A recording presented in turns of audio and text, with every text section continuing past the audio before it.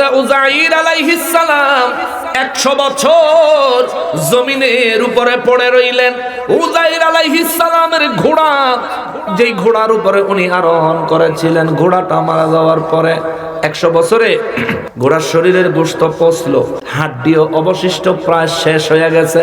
100 বছর পরে আল্লাহ উযাইর আলাইহিস সালামের আবার প্রাণ দিলেন।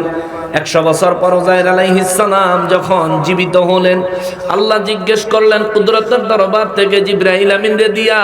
জিবরাইল আমিন এসে কয়, ও উযাইর আলাইহিস সালাম, আপনি কি করেন? কয়, ঘুম থেকে উঠলাম। জিবরাইল আমিন কয়, ঘুম থেকে নয়, আপনি ইন্তেকাল করেছিলেন। তাই নাকি? জি, আপনি ইন্তেকাল করেছিলেন। আপনি কি জানেন কতক্ষণ সময় আপনি ইন্তেকালে ছিলেন? এই কিছুক্ষণ সময়, কয়েক মিনিট, কিছু মুহূর্ত হবে। জিবরাইল আলাইহিস সালাম বলে, না না না, আপনার পাশে আপনার ঘোড়াটার দিকে তাকায়া দেখেন। উযাইর আলাইহিস সালাম ঘোড়ার দিকে তাকায়া কয়, হায় হায়, এই অল্প কিছুক্ষণ সময়ে আমার ঘোড়াটা একবারে ফসে গেলে শেষ হয়ে গেল। জিবরাইল আমিন বলেন, অল্প কিছুক্ষণ সময় নয়, 100 বছর আপনি ইন্তেকাল অবস্থায় ছিলেন। চিৎকার দিয়া বলেন সুবহানাল্লাহ। 100 বছর, জি হ্যাঁ, 100 বছর পরে আমার আল্লাহ আপনাকে জিন্দা করলেন। উযাইর আলাইহিস সালাম সঙ্গে সঙ্গে সিজদায় পড়ে কয়, মালিক, এই জনপদ তুমি ধ্বংস করে দিয়েছো, এদেরকে কিভাবে পুনরায় আবার জিন্দা করবা? তার প্রমাণ দেখানোর জন্য তুমি আমি উযাইরের 100 বছর মৌতে রাইখা আবার জিন্দা করেছো। মালিক, তোমার শুকরিয়া আদায় করছি, তোমার এই কুদরতের উপর পরিপূর্ণ ঈমান রাখি। জোরে বলেন আল্লাহু আকবার। উযাইর আলাইহিস সালাম রে আল্লাহ নির্দেশ দিলেন, উযাইর, এই জন্য শুকরিয়া তান তুমি 4 রাকাত নামাজ আদায় করো। কয় রাকাত? 4 রাকাত। মাগরিবের নামাজের ওয়াক্তে। 100 বছর ধরে উযাইর আলাইহিস সালাম ঘুমেছিলেন বা মতে ছিলেন, খাওন দাওন নাই। ঘুমাইলে যদি কেউ 16 ঘন্টা ঘুমায়, একবারও খিদা লাগে না। ঘুম থেকে জাগলে খাওয়ার লাগা পাগল হয়ে যায়, ঠিক না? ঘুম থেকে জাগলে বোঝা যায় খিদার কত চাপ। 100 বছরে উযাইর আলাইহিস সালাম কিছু দর খায় নাই, ক্ষুধার্ত দাঁড়াইছে, আল্লাহ হুকুম দিয়েছে 4 রাকাত নামাজ পড়তো। কোন সময়? মাগরিবের নামাজের সময়। আল্লাহু আকবার। নামাজে দাঁড়াইয়া 1 রাকাত পড়ছে, 2 রাকাত পড়ছে, এই তাশাহুদ দরমিয়ানি বৈঠকও বইছে। এরপরে 3য় রাকাত পড়া ক্ষুধার ঠেলায় বইলা লাইছে। আমরা মাঝে মধ্যে 4 রাকাতের জায়গায় 3 রাকাত পড়ে লাই না। উযাইর আলাইহিস সালাম বইলা লাইছে, বইলা 3 রাকাত পড়াই সালাম ফিরে লাইছে। জিবরাইল আমিন কয়, আল্লাহ আপনি করছেন কি? আপনি 3 রাকাত পড়ে লাইছেন। হায়, উযাইর আলাইহিস সালাম কয়, 3 রাকাত নি পড়ছি। কয় 3 রাকাত। কত হলে আবার পড়ি। আল্লাহ কয়, জিবরাইল, আমার নবী উযাইর আলাইহিস সালামকে বলো, তার দ্বারা যেই 3 রাকাত নামাজ হয়েছে, এই 3 রাকাতই আমি আল্লাহ কবুল করেছি। 4 রাকাতের সওয়াব দেব। জোরে কোন সুবহানাল্লাহ। ওই 3 রাকাত নামাজ আমাদের জন্য মাগরিবের 3 রাকাত নামাজ। জোরে কোন সুবহানাল্লাহ। আর এশার 4 রাকাত নামাজ আমার নবী মেরাজে গেছেন পরে আল্লাহ উপহার দিয়েছে। জোরে কোন সুবহানাল্লাহ। আসসালাতু মিরাজুল মুমিনিন।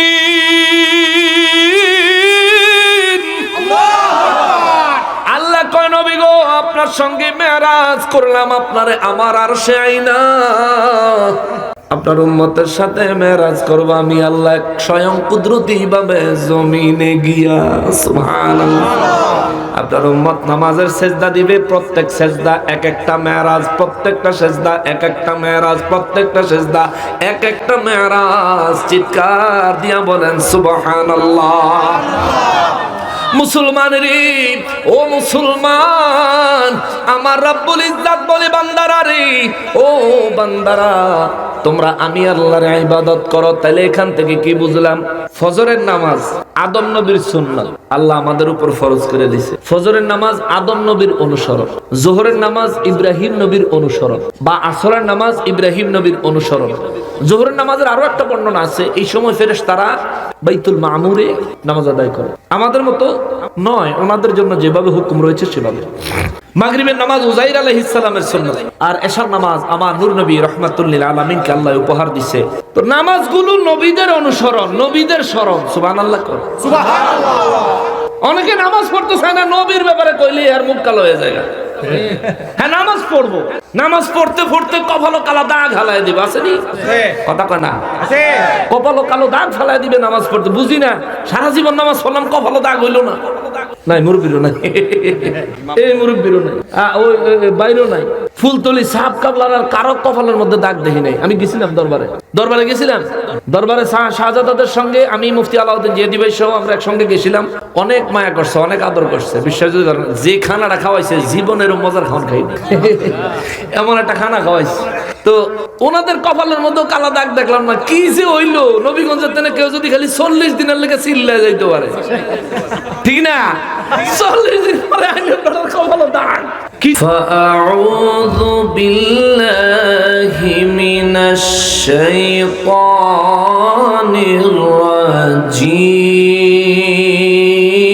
الرجيم بسم الله الرحمن الرحيم الله أكبر يا عبادي الذين آمنوا إن أرضي واسعة فإياي إن أرضي واسعة فإياي فاعبدون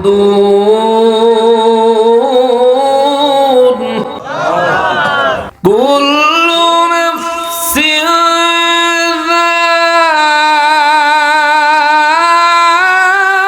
ذائقة الموت ثم إلينا ترجعون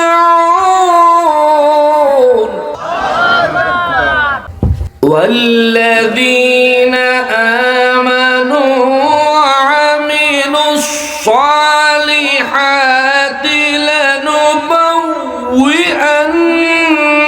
لنبوئنهم من الجنة غرفا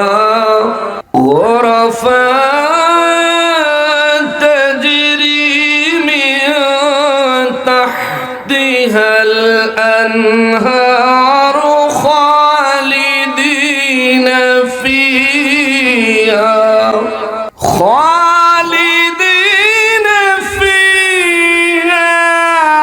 نعم أجر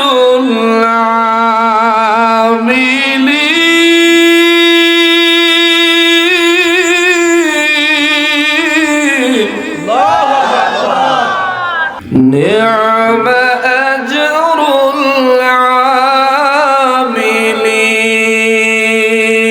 العاملين الذين صبروا على ربهم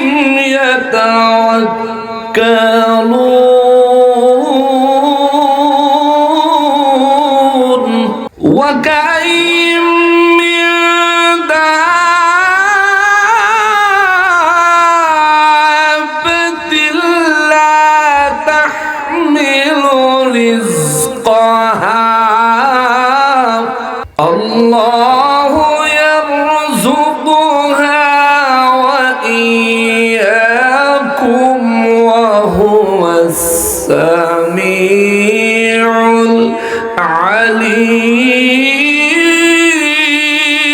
العليم الله يرزقها وإياكم وهو السميع العليم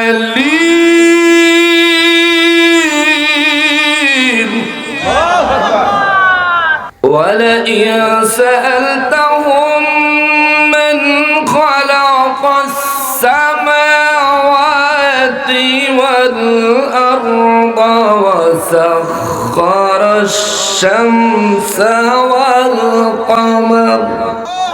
وسخر الشمس والقمر ليقولن الله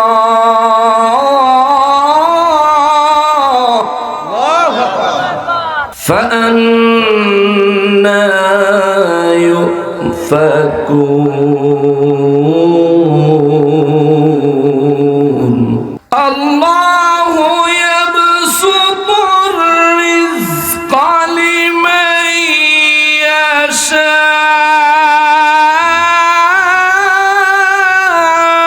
يشاء من عباده ويقدر له إن الله بكل شيء عليم ولئن سألتهم من نزل من السماء ماء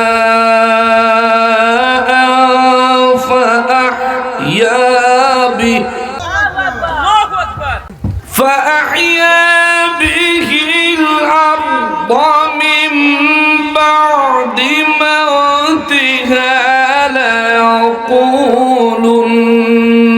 ليقولن الله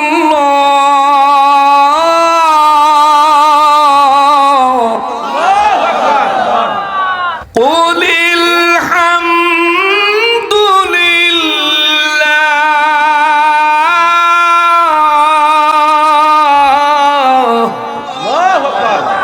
بل أكثرهم لا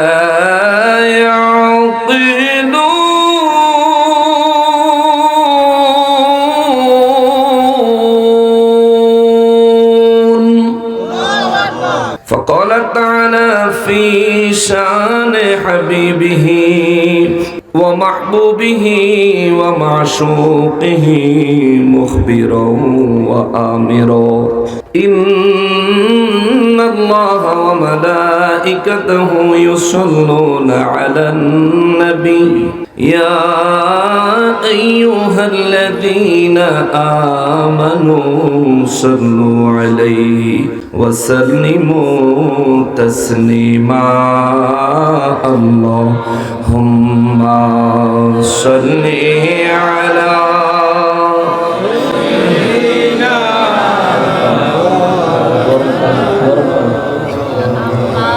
وعلى آله سيد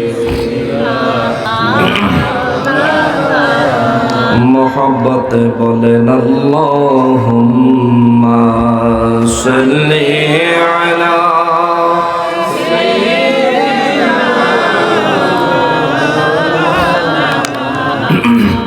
وعلى آله سيدنا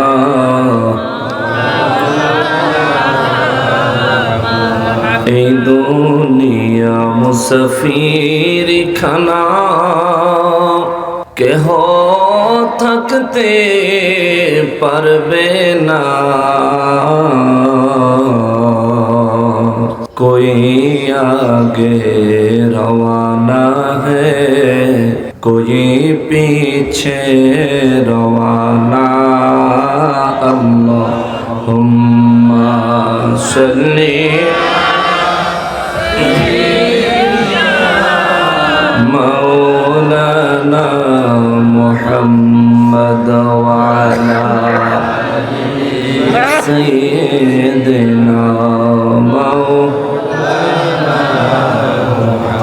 গুনাহগারের গুনাহ ঝরে নবী দরুদে আপনার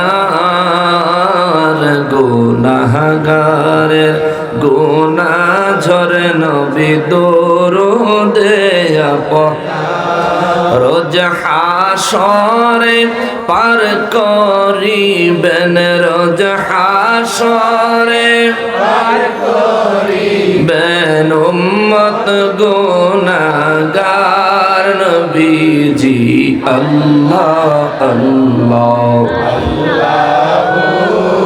লা ইলাহা ইল্লাল্লাহ আল্লাহ আল্লাহ লা ইলাহা লা ইলাহা ইল্লাল্লাহ মুহাম্মাদুর রাসূলুল্লাহ সাল্লাল্লাহু আলাইহি ওয়াসাল্লাম। সকলে মহান রব্বুল আলামিনের শুকরিয়া আদায় করার নিয়তে জবান খুলে উচ্চ আওয়াজে পড়ি আলহামদুলিল্লাহ। আরো একবার শুকরিয়া আদায় করবো এই জন্য যে পরওয়ারদিগারে আলম মেহেরবানি করে আজ 21শে ডিসেম্বর 2025 সালের রোজ রবিবার দিবাগত রাতে আয়োজিত ঐতিহ্যবাহী হবিগঞ্জ জেলাধীন নবীগঞ্জ থানাধীন সুহিলপুর গ্রামের সকল মুর্দেগানের রুহের মাগফিরাত কামনায় ইসালে সওয়াব উপলক্ষে সুহিলপুর জামে মসজিদ প্রাঙ্গণে আয়োজিত চতুর্থ বার্ষিক ইসলামী সুন্নি মহাসম্মেলনে আমাদেরকে আসার, অবস্থান করার, উপস্থিত হওয়ার, আল্লাহ পাকের রেজামন্দি হাসিল করব এই নিয়ত করার যে সুযোগ, যে তৌফিক মহান রব্বুল আলামিন আমাদেরকে এনায়েত করেছেন, তার জন্য জবান খুলে উচ্চ আওয়াজে আরো একবার পড়ি আলহামদুলিল্লাহ। লক্ষ কোটি দরুদ ও সালাম সরকারে কায়নাত সৈয়দুল মুরসালিন খাতিমুন নবীন রাহমাতুল লিল আলামিন নূরে মুজাসসাম নূরুন আলা নূর হায়াতুন নবী জিন্দা নবী নবীদের নবী উম্মতের কান্ডারি নবী শাফাআতের কান্ডারি নবী হাউজে কাউসারের মালিক নবী আমান নূর নবীজির নূরানি কদম মোবারকে মহান রব্বুল আলামিন যেন মেহেরবানি করে কবুল করেন। জবান খুলে পড়ি আমিন। সম্মানিত হাজরিন, আমি আলোচনা করার নিয়তে কালামে হাকিম থেকে সূরা আনকাবুতের 56 নম্বর আয়াতে কারিমা থেকে 63 নম্বর আয়াতে কারিমা পর্যন্ত তেলাওয়াত করেছি। আমি গত 2 বছর আগেও আপনাদের পার্শ্ববর্তী কালাবরপুর আমি আসার সুযোগ হয়েছিল। কালাবরপুর থেকে কারা আসছেন? মাশাআল্লাহ মাশাআল্লাহ মাশাআল্লাহ মাশাআল্লাহ। আল্লাহ আপনাদের আসা যাওয়া উপস্থিতি হাজিরি আখিরাতের নাজাতের ওসিলা বানায় দেন, পড়ি আমিন। এই এলাকায় যারা আছেন বা অন্য কোন জায়গা থেকে যারা আসছেন, আল্লাহ প্রত্যেকের জন্য এই দোয়া সমানভাবে কবুল করেন, পড়ি আমিন। সম্মানিত হাজিরিন, আমি আসার আগে অনেক কথাবার্তা হয়েছে, উপস্থাপনায় শুনলাম। এই যার যা ফুজি সে তো তাই করবে, তাদেরকে নিয়ে আমাদের মাথা কামায় কোনো ফায়দা না। ওরা জানে যে নকশবন্দি আইলেই ওরা বাস খায়, তাই না? চিন্তা করে আসার পরে তো আর কিছু করতে পারতাম না, যা ফাজলামি করার আগে করবি। আরে ভাই, দিন ইসলাম হলো এমন জিনিস, এই জায়গায় মিথ্যা চলে না। প্রভাকাণ্ডা করা মুমিনের জন্য শোভা পায় না। প্রভাকাণ্ডা করে মুনাফিকে, মিথ্যা কথা বলে মুনাফিকে, সমাজে অস্থিতিশীল পরিস্থিতি তৈরি করার জন্য চতুরতা চালাকি করে শয়তানের দোসর। যদি রূপ হয় মুসলমানের তাইলে নাম হবে মুনাফিক, আর যদি কাফের হয় তাহলে তো সরাসরি কাফের। কথা বলেন ঠিক কিনা? আল্লাহ তাদের থেকে আমাদেরকে হেফাজত করেন, পড়ি আমিন। ফিতনা থেকে আল্লাহ আমাদেরকে হেফাজত করেন, পড়ি আমিন। আজকে আমরা তাদেরকে পুরো পৃথিবী থেকে বেদখল করে দিব। এটা আমার কথা না, পুরো পৃথিবীর মালিক কে? আল্লাহ। আল্লাহ যদি তাদেরকে বেদখল করে দেয়, এই পৃথিবীতে বসবাসের হক তাদের নাই, এই কথা যদি আল্লাহ বলে, তাইলে আমরা বলতে কি অসুবিধা আছে? আল্লাহ তাআলা সূরা আনকাবুতের 56 নম্বর আয়াতে বলেন, বিসমিল্লাহির রহমানির রহিম, ইয়া ইবাদিয়াল্লাযীনা আমানু ইন্না আরদি ওয়াসিআতুন ফাইয়ায়া ফা'বুদুন। রব্বুল আলামিন বলেন, ইয়া ইবাদিয়াল্লাযীনা আমানু, হে দুনিয়ায় ঈমানওয়ালা আমার বান্দারা রে, চিৎকার দিয়া বলেন সুবহানাল্লাহ। শুধুমাত্র বান্দা আমার, আল্লাহ বলেন নাই ইয়া ইবাদিয়াল্লাযীনা আমানু, হে ঈমানওয়ালা বান্দারা রে। যেহেতু আমার আল্লাহ ঈমানওয়ালা বান্দার কথা বললেন, তার মানে ঈমান ছাড়া বান্দাও আছে না নাই? আছে। যদি ঈমান ছাড়া বান্দা না থাকতো, আমার আল্লাহ ঈমানওয়ালা বান্দাদেরকে আলাদাভাবে ডাক দিতেন না। তার মানে বোঝা গেল হিন্দুরা আল্লাহর বান্দা, খ্রিস্টানেরা আল্লাহর বান্দা, ইহুদিরা আল্লাহর বান্দা, নাসারারা আল্লাহর বান্দা, নাফরমানেরা আল্লাহর বান্দা, নাস্তিকেরাও আল্লাহর বান্দা, আমরাও আল্লাহর বান্দা। কিন্তু ওই সমস্ত আল্লাহর বান্দাদের আর আমাদের মধ্যে পার্থক্য হলো ঈমান। কথা বলেন ঠিক কিনা? হিন্দুরা আল্লাহর বান্দা, ঈমানওয়ালা নয়। আমরা আল্লাহর বান্দা, ঈমানওয়ালা, ঈমানওয়ালা, ঈমানওয়ালা। কিন্তু টুপি পাঞ্জাবি ঈমানওয়ালা বান্দার মতো দেখতে হিন্দুদের সহযোগী মাজার ভাঙার চক্রান্তকারী আছে না? না, এরা কোন জাত? এটা আমাদের প্রশ্ন। এরা কোন জাত?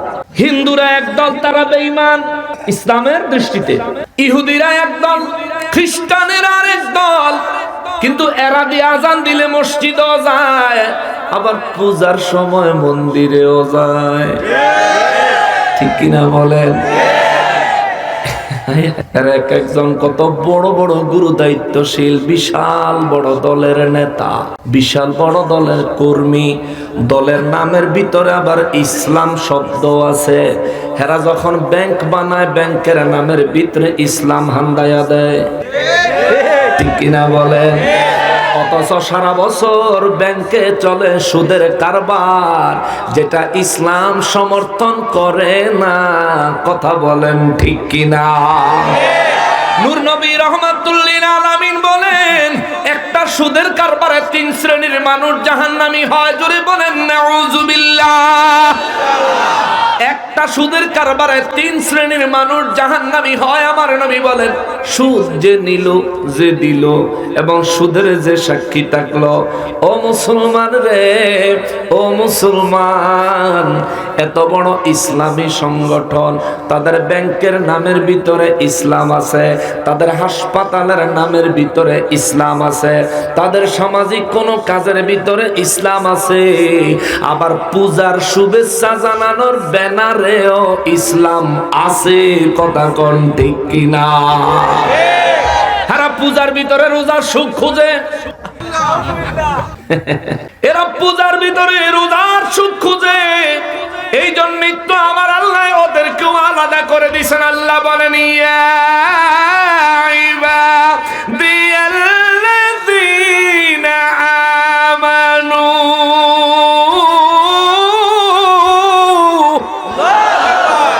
রব্বুল ইজ্জত বলেন, হে ঈমানদার বান্দারা রে, এরে ঈমানওয়ালা বান্দারা, ঈমানওয়ালা বান্দারা। ঈমানওয়ালা বান্দা কোনোদিন পূজার মণ্ডপে যেতে পারে না। ঈমানওয়ালা বান্দা কোনোদিন পূজার মেয়েদের সাথে নাচতে পারে না। ঈমানওয়ালা বান্দা কোনোদিন মূর্তি, 12 হাতওয়ালা মাটির তৈরি মূর্তিকে তাজিম দিতে জানে না। ঈমানওয়ালা বান্দা কোনোদিন মূর্তির সামনে গীতা পাঠ করতে পারে না। ঈমানওয়ালা বান্দা কোনোদিন পূজার প্রসাদ খাইতে পারে না। ঈমানওয়ালা বান্দা কোনোদিন এই সমস্ত কাজ যারা করে ওদেরকে সমর্থন করতে পারে না। কথা বলেন ঠিক কিনা? পূজা করা, পূজাকে সমর্থন করা একই অপরাধ। কারণ আমরা জানি যে চুরি করে তার শাস্তি যা, যে সহযোগিতা করে তার শাস্তিও তা, একটুও কম নয়। কথা বলেন ঠিক কিনা? এই দেশে স্বাধীনের পর থেকে এখনো পর্যন্ত কোনদিন কোন পূজা মণ্ডপে কাউকে পূজা করতে বাধা দেওয়া হয়েছে? হয়েছে? হবে? এটা ইসলাম শিখায় না। ইসলাম বলে ওদের ধর্ম ওদেরকে পালন করতে দাও, তুমি ওদেরকে দ্বীনের দাওয়াত দাও, তবে স্থান কাল পাত্র বুঝা। তুমি যদি তাদের পূজার মণ্ডপে গিয়া দ্বীনের দাওয়াত দিতে চাও, হেরাও তোমার জুমার মসজিদে ঢোল পিটাইয়া করতে পারে না। হেরা কইবে, তোমরা কইতেছো তোমাদের ধর্ম সত্য, আমরা কইতেছি আমগর ধর্ম সত্য। যদু মধুর আম সামের উপরে ঈমান আন। তারা বলতে পারে। এই জন্য আমার রব্বুল ইজ্জত বলেন, ইয়া ইবাদিয়াল্লাযীনা আমানু, হে ঈমানদার ওয়ালা, ঈমান ওয়ালা বান্দারা রে, রে ঈমানদার বান্দারা, ঈমান ওয়ালা বান্দারা, ঈমান ওয়ালা বান্দারা। ঈমান রাখা যতটা ফরজ, কুফরির প্রতি ঘৃণা রাখা ততটাই ফরজ। ঈমানকে গ্রহণ করা যতটা ফরজ, কুফরিকে বয়কট করা, বর্জন করা ততটাই ফরজ। এখন যারা নির্বাচনকে কেন্দ্র করে হিন্দুদের পূজায় গেল ভোটের আশায়, আমার বুঝে আসে না তাদের জ্ঞানের এত অভাব কোত্থেকে দেখা দিল। অঙ্কে তারা এত কাঁচা কেমনে হইল? এই দেশে হিন্দু বেশি না মুসলমান বেশি? কমপক্ষে 90% মুসলমান, তবে আমরা জানি 95% মুসলমান। যদি এর ভিতরে বেজাল্লা বুজাল্লাডি বাদ দিয়া 5% বাদ দিলাম, 90% মুসলমানও যদি ধরি, কোন নেতায় ভোটে জিতার আশায় যদি হিন্দুর পূজা মণ্ডপে যায় একবার, একজন মুসলমানের বাড়িতে আল্লাহর ওলির মাজারে যাওয়া দরকার ছিল শত শতবার। কথা বলেন ঠিক কিনা? কিন্তু আল্লাহর ওলিদের মাজার ভাঙলো, নেতার কোনো পদক্ষেপ নাই। ঠিক নেই? যদি ভালো করে তদন্ত করে নেতার দলের লোক পাওয়া যাবে। ঠিক কিনা বলেন? 90% মুসলমানের দেশ। দিন ইসলামের ঐতিহ্য, ইতিহাস, দিন ইসলামের মুসলিম উম্মার অন্তরের সফট কর্নার আল্লাহর ওলিদের দরবার, যাদের উসিলায় 700 বছর ধরে দেশে ইসলাম কায়েম রয়েছে। কথা বলেন ঠিক কিনা? তোমরা সংগঠনের ভিতরে ইসলাম শব্দ ঢুকাইয়া মানুষের ধোঁকা দেওয়ার সুযোগ পাইছো ওই আল্লাহর ওলিদের খাতিরে। ওই আল্লাহর ওলির মাজারে মোবারক ভাঙার পরে কোন নেতা পদক্ষেপ তো নিল না, প্রতিবাদও করলো না, একটা ফেসবুকে স্ট্যাটাসও দিল না, মুখ দিয়া কইল না কামটা খারাপ হইছে। যেই এলাকায় ঘটনাটা ঘটছে ওই এলাকার নির্বাচনের প্রার্থী থানায় যায় নাই, এসপি সাহেব ডিসি সাহেবের কাছে যায়া বলে নাই এই ঘটনা কে ঘটাইছে তাদের উপর তদন্ত হোক, 24 ঘন্টায় গ্রেফতার চাই। বলে না, বলে না, বলে না। কিন্তু পূজার মণ্ডপে যায় পাহারা দেয়। হের কোন আব্বাই বলে কইছে পূজার মণ্ডপে যায় বলে ভাঙচুর হইব? দূর বেড়া, পূজার প্রসাদ খাইলে তোমরা খাওয়ার অভ্যাস আছে। মুসলমান কোনদিন হামলা করতেও যায় না, প্রসাদও খাইতে যায় না। ঠিক কিনা বলেন? এই জন্য আমার আল্লাহ বন্টন করে দিয়া মানব জাতির মধ্যে আমার আল্লাহ আলাদা করে দিলেন। ইয়া ইবাদিয়াল্লাযীনা আমানু, আমার আল্লাহর কুদরতের নূরানি জবানে, মায়ার জবানে আমার আল্লাহ ডাক দিলেন। ওই ডাকের কথাটা আমার নবী রাহমাতুল লিল আলামিন, যার জবান থেকে আল্লাহর কাছে কিছু চাইলেই কবুল হইয়া যাইতো। জোরে কন্যা সুবহানাল্লাহ। যার জবান মোবারক দিয়ে আল্লাহর কাছে কিছু চাইলেই কবুল হইয়া যাইতো। যার জবান মোবারক দিয়ে রোজ হাসরে যারে কইব আমার উম্মত, আল্লাহ তারে নাজাত দিয়ে দিব। জাহান্নামের ভিতরে ঢুকে যেই জবানে যদি বলে আল্লাহ এটা আমার উম্মত, বিনা প্রশ্নে, বিনা সাজায়, বিনা হিসাবে আমার আল্লাহ তারে জান্নাত দিয়ে দিব। ওই নবী রাহমাতুল লিল আলামিনের জবান মোবারক দিয়ে আল্লাহ আমাদেরকে, আমাদের মতো গুনাহগার না খানদান আলাইদেরকে ডাক দিয়ে কয়, ইয়া আইয়ুহাল্লাযীনা আমানু, হে ঈমানওয়ালা বান্দারা রে, জবান খুলে বলেন আল্লাহু আকবার। ইন্না আরদি ওয়াসিআতুন, আল্লাহ বলেন নিশ্চয়ই আমার জমিন আমি প্রশস্ত করেছি। সুবহানাল্লাহ, সুবহানাল্লাহ। ইন্না আরদি ওয়াসিআতুন, এই পৃথিবী আমি আল্লাহ প্রশস্ত করেছি। ইয়া ইবাদিয়াল্লাযীনা আমানু, হে ঈমানওয়ালা বান্দারা, ইন্না আরদি ওয়াসিআতুন, নিশ্চয়ই আমি আল্লাহ আমার এই পৃথিবীকে প্রশস্ত করেছি। সুবহানাল্লাহ, প্রশস্ত করেছি, বিস্তীর্ণ করেছি, বিশাল করেছি।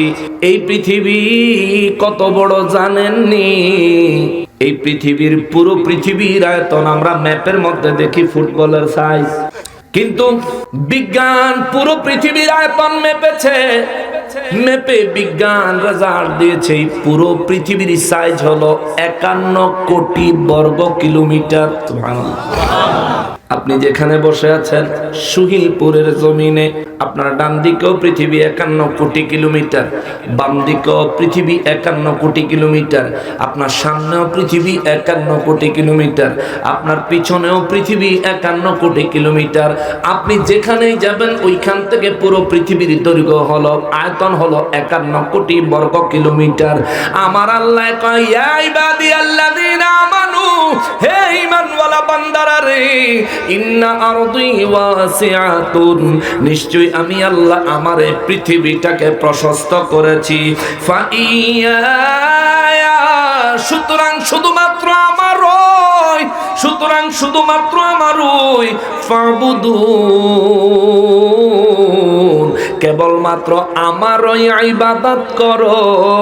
চিৎকার দিয়া বলেন সুবহানাল্লাহ।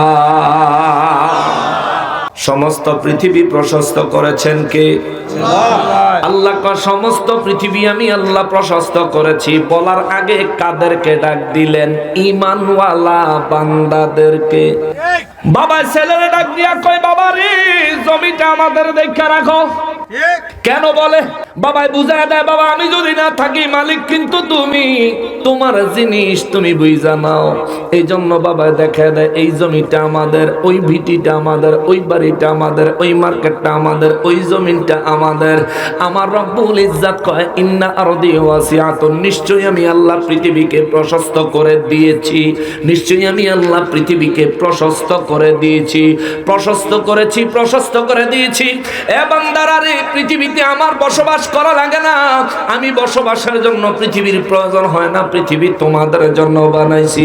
তবে আজ আমি আল্লাহ একটা গোপন খবর কইয়া দেই, এই পুরো পৃথিবী বানাইছি, পৃথিবীকে প্রশস্ত করে দিয়েছি আমি আল্লাহ শুধুমাত্র ইয়া ইবাদিয়াল্লাযীনা আমানু, ঈমানওয়ালা বান্দাদের জন্য।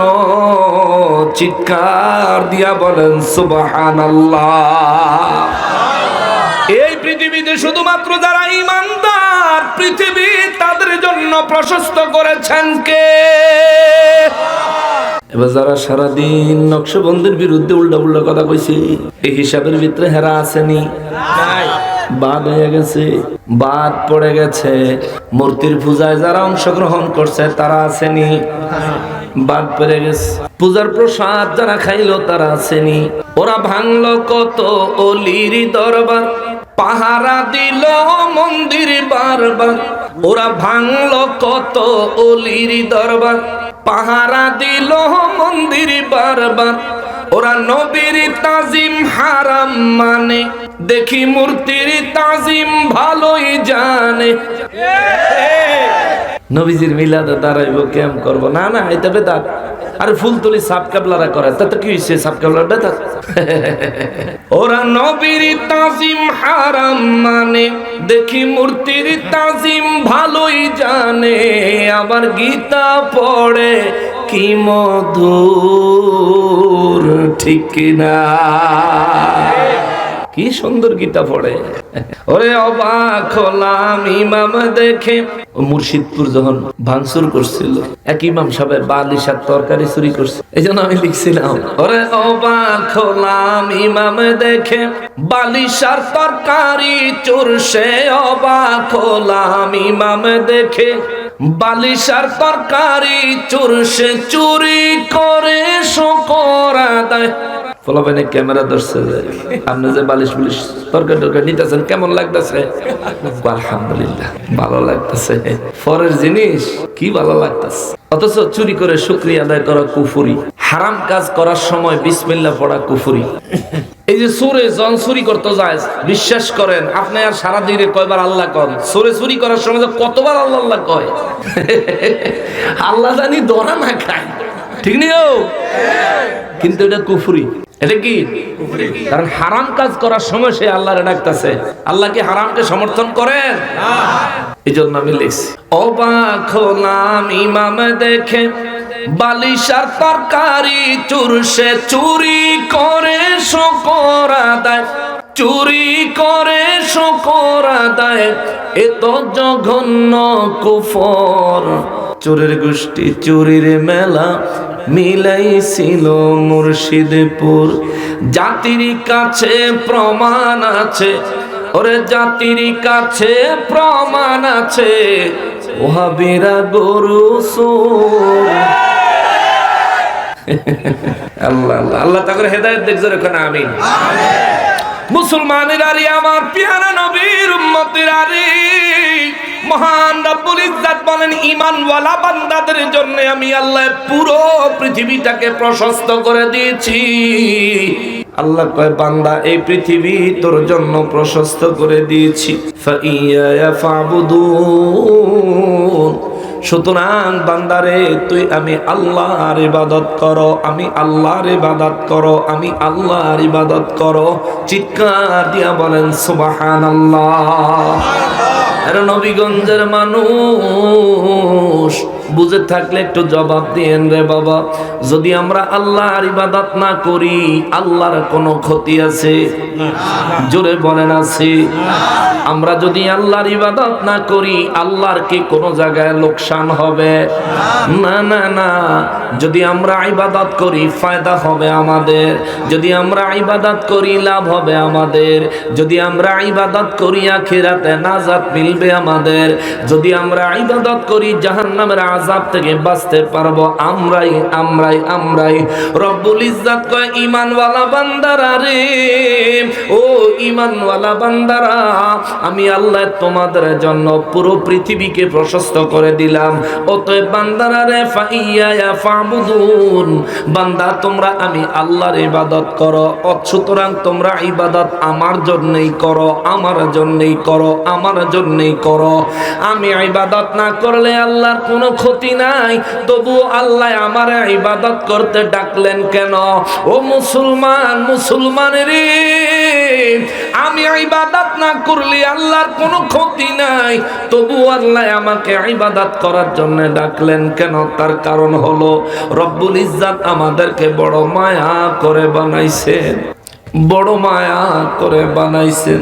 ফেরেশতাদেরকে আল্লাহ বলছেন ইন্নী জাইলুম ফিল আরদি খলিফা, আমি জমিনের জন্য আমার খলিফা নিযুক্ত করব। কি নিযুক্ত করবেন? জোরে কোন? সবাই বলেন খলিফা। আল্লাহ কয় খলিফা নিযুক্ত করবেন। আল্লাহ বলেন খলিফা নির্বাচন করবেন পৃথিবীর জন্য। ফেরেশতারা কয় আল্লাহ এদেরকে বানানোর কোনো দরকার নাই, যদি বানান এরা দুনিয়ায় মারামারি কাটাকাটি রক্তপাত খুনোখুনি করবে রে মালিক।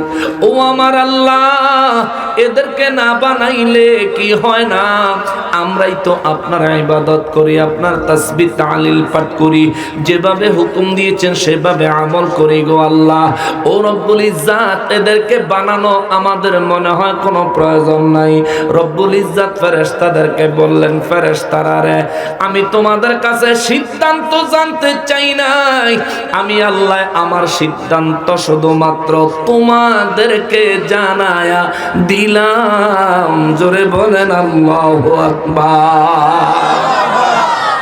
রব্বুল আলামিন বলেন আমি ফেরেশতাদের মানা করা সত্ত্বেও আমি আল্লাহ সিদ্ধান্ত নিয়ে তোমাদেরকে বানাইছি, আদম বানাইছি, আদম নবীরে বানাই আমি আল্লাহ। ফেরেশতারা যে নিষেধ করছিল এই কথার জন্য ফেরেশতাদেরকে আমি আল্লাহ জনমের শিক্ষা দিছি। ফেরেশতাদের সামনে আদম নবীকে উপস্থিত করেছি। উপস্থিত করার আগে আদম নবীরে আমি আল্লাহ আসমানে যত জিনিস আছে, জমিনে যত জিনিস আছে, এক কথায় আমি আল্লাহ সৃষ্টির মধ্যে যত জিনিস আছে প্রত্যেকটা জিনিসের নাম আমি আল্লাহ আমার আদমকে শিখাইছি। জোরে বলেন সুবহানাল্লাহ। আসমানে যত জিনিস আছে, জমিনে যত জিনিস আছে, আল্লাহ তামাম সৃষ্টিকুলের মধ্যে যত সৃষ্টি আছে সবকিছুর নাম আদম নবীর শিখাইলেন কি? আল্লাহ। জোরে কও আল্লাহ। আরো জোরে আল্লাহ। তাহলে আদম নবী মূর্খ ছিলেন, নিরক্ষর ছিলেন, 1 2 3 আলিফ বাতা জানতেন না।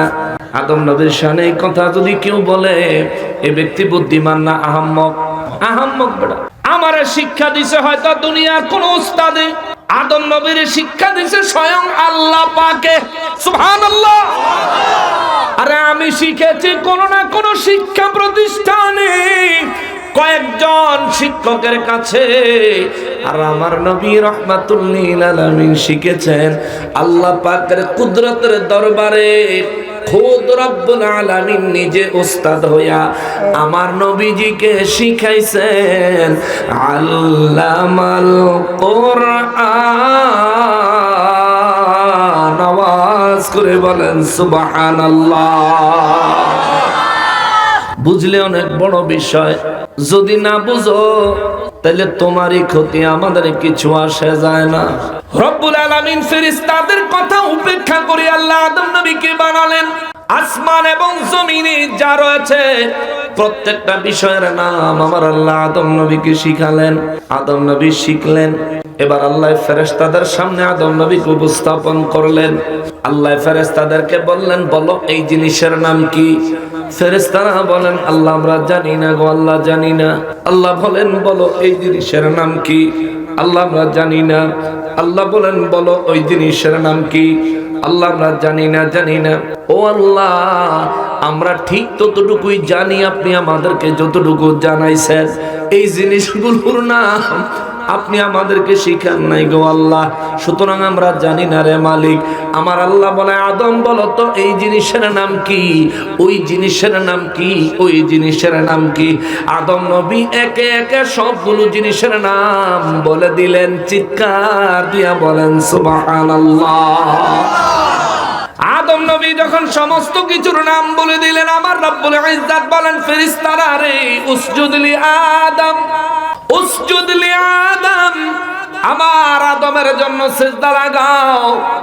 সুবহানাল্লাহ, সুবহানাল্লাহ। এই আয়াত দিয়ে আবার অনেকে ফিরের সেজদা দেওয়ারে হালাল করতে চায়। এই সমস্ত মানুষের কারণে সুন্নিয়তের বদনাম। ঠিক না বাবা?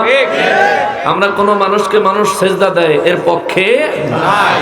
কোন ওলি আল্লাহর মাজারে কেউ সেজদা দেয় আমরা এর পক্ষে নাই। সোজা ক্লিয়ার, একেবারে স্পষ্ট মেসেজ। আমরা সেজদা মেজদার পক্ষে না।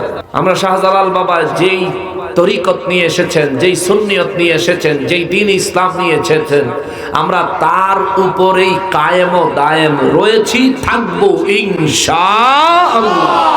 ফুলতলি সাহেব কেবলারা যেই পথ এবং মতের উপর রয়েছেন, আউলিয়ায়ে কেরাম বুজুর্গানে দ্বীনের যেই পথ এবং মত ফুলতলি সাহেব কেবলারা অনুসরণ করেন, বাংলাদেশের সমস্ত আউলিয়ায়ে কেরামের দরবারগুলো যারা আউলিয়ায়ে কেরামের সঠিক পথ এবং মতকে অবলম্বন করেন, আমরা ঠিক তাদের মতোই সঠিক পথ এবং মতকে অবলম্বন করি। কথা বলেন ঠিক কিনা? মাঝখানে যদি কেউ শিরক বিদআত কিছু করতে চায়, কেউ যদি করে, আমরা এগুলো সমর্থন করি না। শিরকের কোনো সমর্থন আমরা করি না। কিন্তু যারা শিরকের ফতুয়া গণ গণ দেয়, হেরাই পূজার মণ্ডপে যায় না। একেবারে ভুল কইলাম? ভুল না ঠিক? এত দুর্বল কা? ভুল না ঠিক? আসলে ঠিক। এত জীবন চিন্তা করতাম আমরা মাজার জিয়ারত করলে হেরা আমরা কয় মাজার বলে পূজা করি। আরে পূজাটা হেরা ফাইলটা কই? বিশ্রাইতে বিশ্রাইতে অহন ছায়া দেখি হাসিনা যে গেছে, এটা আল্লাহর রহমত। হেরা যাও না, কত সিনেমা দেখলাম। ঠিক নিও? সোনার জীবন ধন্য হয়ে গেছে বাংলাদেশ জন্মাইয়া। এই 2025 সাল 24-25 সাল যদি হায়াত না থাকতো, এত ফ্রি বিনোদন পাওয়া যাইতো না। ইসলামী দলের কমিটি বেলে আছে আবার হিন্দু। আরে মানে তারা ইসলামটাকে ধর্ম হিসেবে নয়, হ্যাঁ একজনে কইছে তো যে ইসলাম ধর্ম না, ইসলাম বলে কোনো ধর্মের নাম না। এরা ইসলামটাকে একটা লোগো হিসেবে ব্যবহার করে, ব্র্যান্ডিং হিসেবে ব্যবহার করে। প্রকৃতপক্ষে হাকিকি ইসলাম এদের মধ্যে আমরা দেখি না। ভিতরে আছে কিনা সবচেয়ে ভালো জানে কে? আল্লাহ। তারপরে হেদায়েত দেখ, জোরে কোনা আমিন, আর জোরে কোনা আমিন। মুসলমানেরা রে, আমার প্রিয় নবীর উম্মতেরা রে, আদম আলাইহিস সালাম কে আল্লাহ বললেন, ফেরেশতারা রে উসজুদ লি আদম, আমার আদমের জন্য সিজদা লাগাও। কেন? এটা হলো জরিমানা। কি জরিমানা? ওই যে কইছিলা বানাইতাম না, কইছিলা নি? জি আল্লাহ কইছিলাম সিজদা লাগাও। ফেরেশতারা দেরি করে নাই, লাগায় দিলেন সিজদা। ইবলিস চেয়ে খাড়ায় রয়েছে। আল্লাহ কয় কি রে খাড়ায় লিখা? কয় আমি দিমুকা। কয় দিতি না কি লিগা? কানা খাইরুম মিনহু, আমি তার থেকে উত্তম। আল্লাহ কয় কেমনে? তার থেকে উত্তম কেমনে হইলি? ইবলিস চেয়ে কয় খলাকতানি মিন নার ওয়া খলাকতাহু মিন তিন, বানাইছেন আমারে আগুন থেকে, তারে বানাইছেন মাটির থেকে। মাটির চাইতে আগুনের পাওয়ার বেশি। আগুন পুড়াইয়া মাটি শক্ত করে দেয়, জমিনে আগুন জ্বালায় দিলে উপরের দিকে চলে যায়, আর জমিনের মাটি উপরের দিকে নিক্ষেপ করলো নিচের দিকে চলে আসে। ও আল্লাহ, তাইলে তার চাইতে আমি নিশ্চয়ই চেয়ে উত্তম আমি কেন তারে সেজদা দিব? আল্লাহ কয় পণ্ডিতি করলি পণ্ডিতের খানা নাই। উখরুজ মিন্নি মালাউন আশ-শাইতান, আজ থেকে তুই পথ ভ্রষ্ট বিতাড়িত। উখরুজ মিন্নি মালাউন, আমার কাছ থেকে এক্ষুনি বাইর হইয়া যা, দূর হইয়া যা। আমার জান্নাতে তোর জন্য কোনো জায়গা নাই। কথা বলেন ঠিক কিনা? 6.5 লক্ষ বছর ইবাদত করার পরেও নবী অবমাননা করার কারণে শয়তানের জান্নাত থেকে বাইর করে দিলেন কে? আল্লাহ। জোরে কন্যা কে? আল্লাহ। আর আমাগো দেশো 10 বছর ধরে 5 ওয়াক্ত নামাজ পড়ে হেবড়া নবী অবমাননা করে, নিজের বিশাল বড় বুজুর্গ ভাবে। আমরাও তারে মেসেজ দিতে চাই, আপনি অনেক বড় বুজুর্গ, তবে শাহজালাল বাবার মতো নয়, ইবলিস শয়তানের মতো। আপনি নবীর অবমাননা কেমনে করেন? কেমনে করেন আপনি নবীর অবমাননা? আপনি কোন নবী? আপনার নতুন সাধারণ মানুষ। অথচ নবীর আঙ্গুল মুবারকের ইশারায় আসমানের চাঁদ 2 টুকরা হয়ে গেছে। সুবহানাল্লাহ। ইয়া রাসূলুল্লাহ, আপনি ছিলেন জমিনে আর চন্দ্র ছিল আসমানে, মক্কারি কাফির গনে নবুয়ত প্রমাণে করে আপনায় আবেদন, চন্দ্র করতে দ্বিখণ্ডন, দেখে আপনার তর্জনী চাঁদ হয়ে যায় কুরবানি। সুবহানাল্লাহ। আশেকের পরিচয় দিয়ে চির অম্লান হয়ে রয়, নবী আমরা তোমায় না চিনিলে তোমার কি আসে যায়, দুশ্মনেরা না চিনিলে তোমার কি আসে যায়, দোনো জাহান তোমারি নূরি কদমে লুটায়। ঠিক কিনা বলে?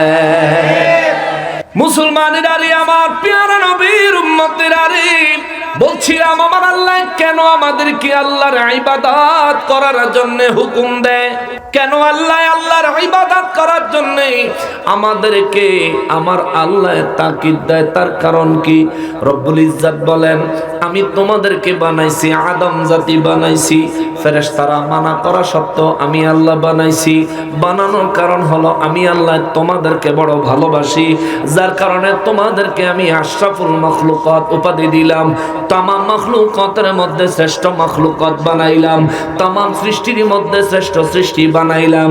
आमी आल्लाह तोमादेरके बनाया आमार हाबिबुल्लाह प्रेमेर कारणे तोमादेरके बानाइছি, बानाया आमी रब्बुल आलामीन পুরো পৃথিবীটাকে ইন্না আরদি ওয়াসিআতুন, এই পুরো পৃথিবীটাকে প্রশস্ত করে দিয়েছি, প্রশস্ত করে দিয়েছি। ফাইয়া ফাবুদুন, সুতরাং বান্দারা রে তোমরা আমি আল্লাহরই ইবাদত করো। চিৎকার দিয়া বলেন সুবহানাল্লাহ। বুঝে থাকলে জবাব দেন, ইবাদত হবে কার? আল্লাহ। আরো জোরে বলেন না কার? ইবাদত করতে হবে আল্লাহর। তার কারণ কি? কেন ইবাদত করা লাগবে আল্লাহর? যদি আল্লাহর ইবাদত না করি আল্লাহর কোনো ক্ষতি নাই, যদি আল্লাহর ইবাদত না করি আল্লাহর কোনো লোকসান নাই। কিন্তু পরের আয়াতে আমার আল্লাহ জবাব দিছে, বান্দারে কেন আমার ইবাদত করবি? শোন, কারণ হলো কুল্লু নাফসিন যায়িকাতুল মাউত।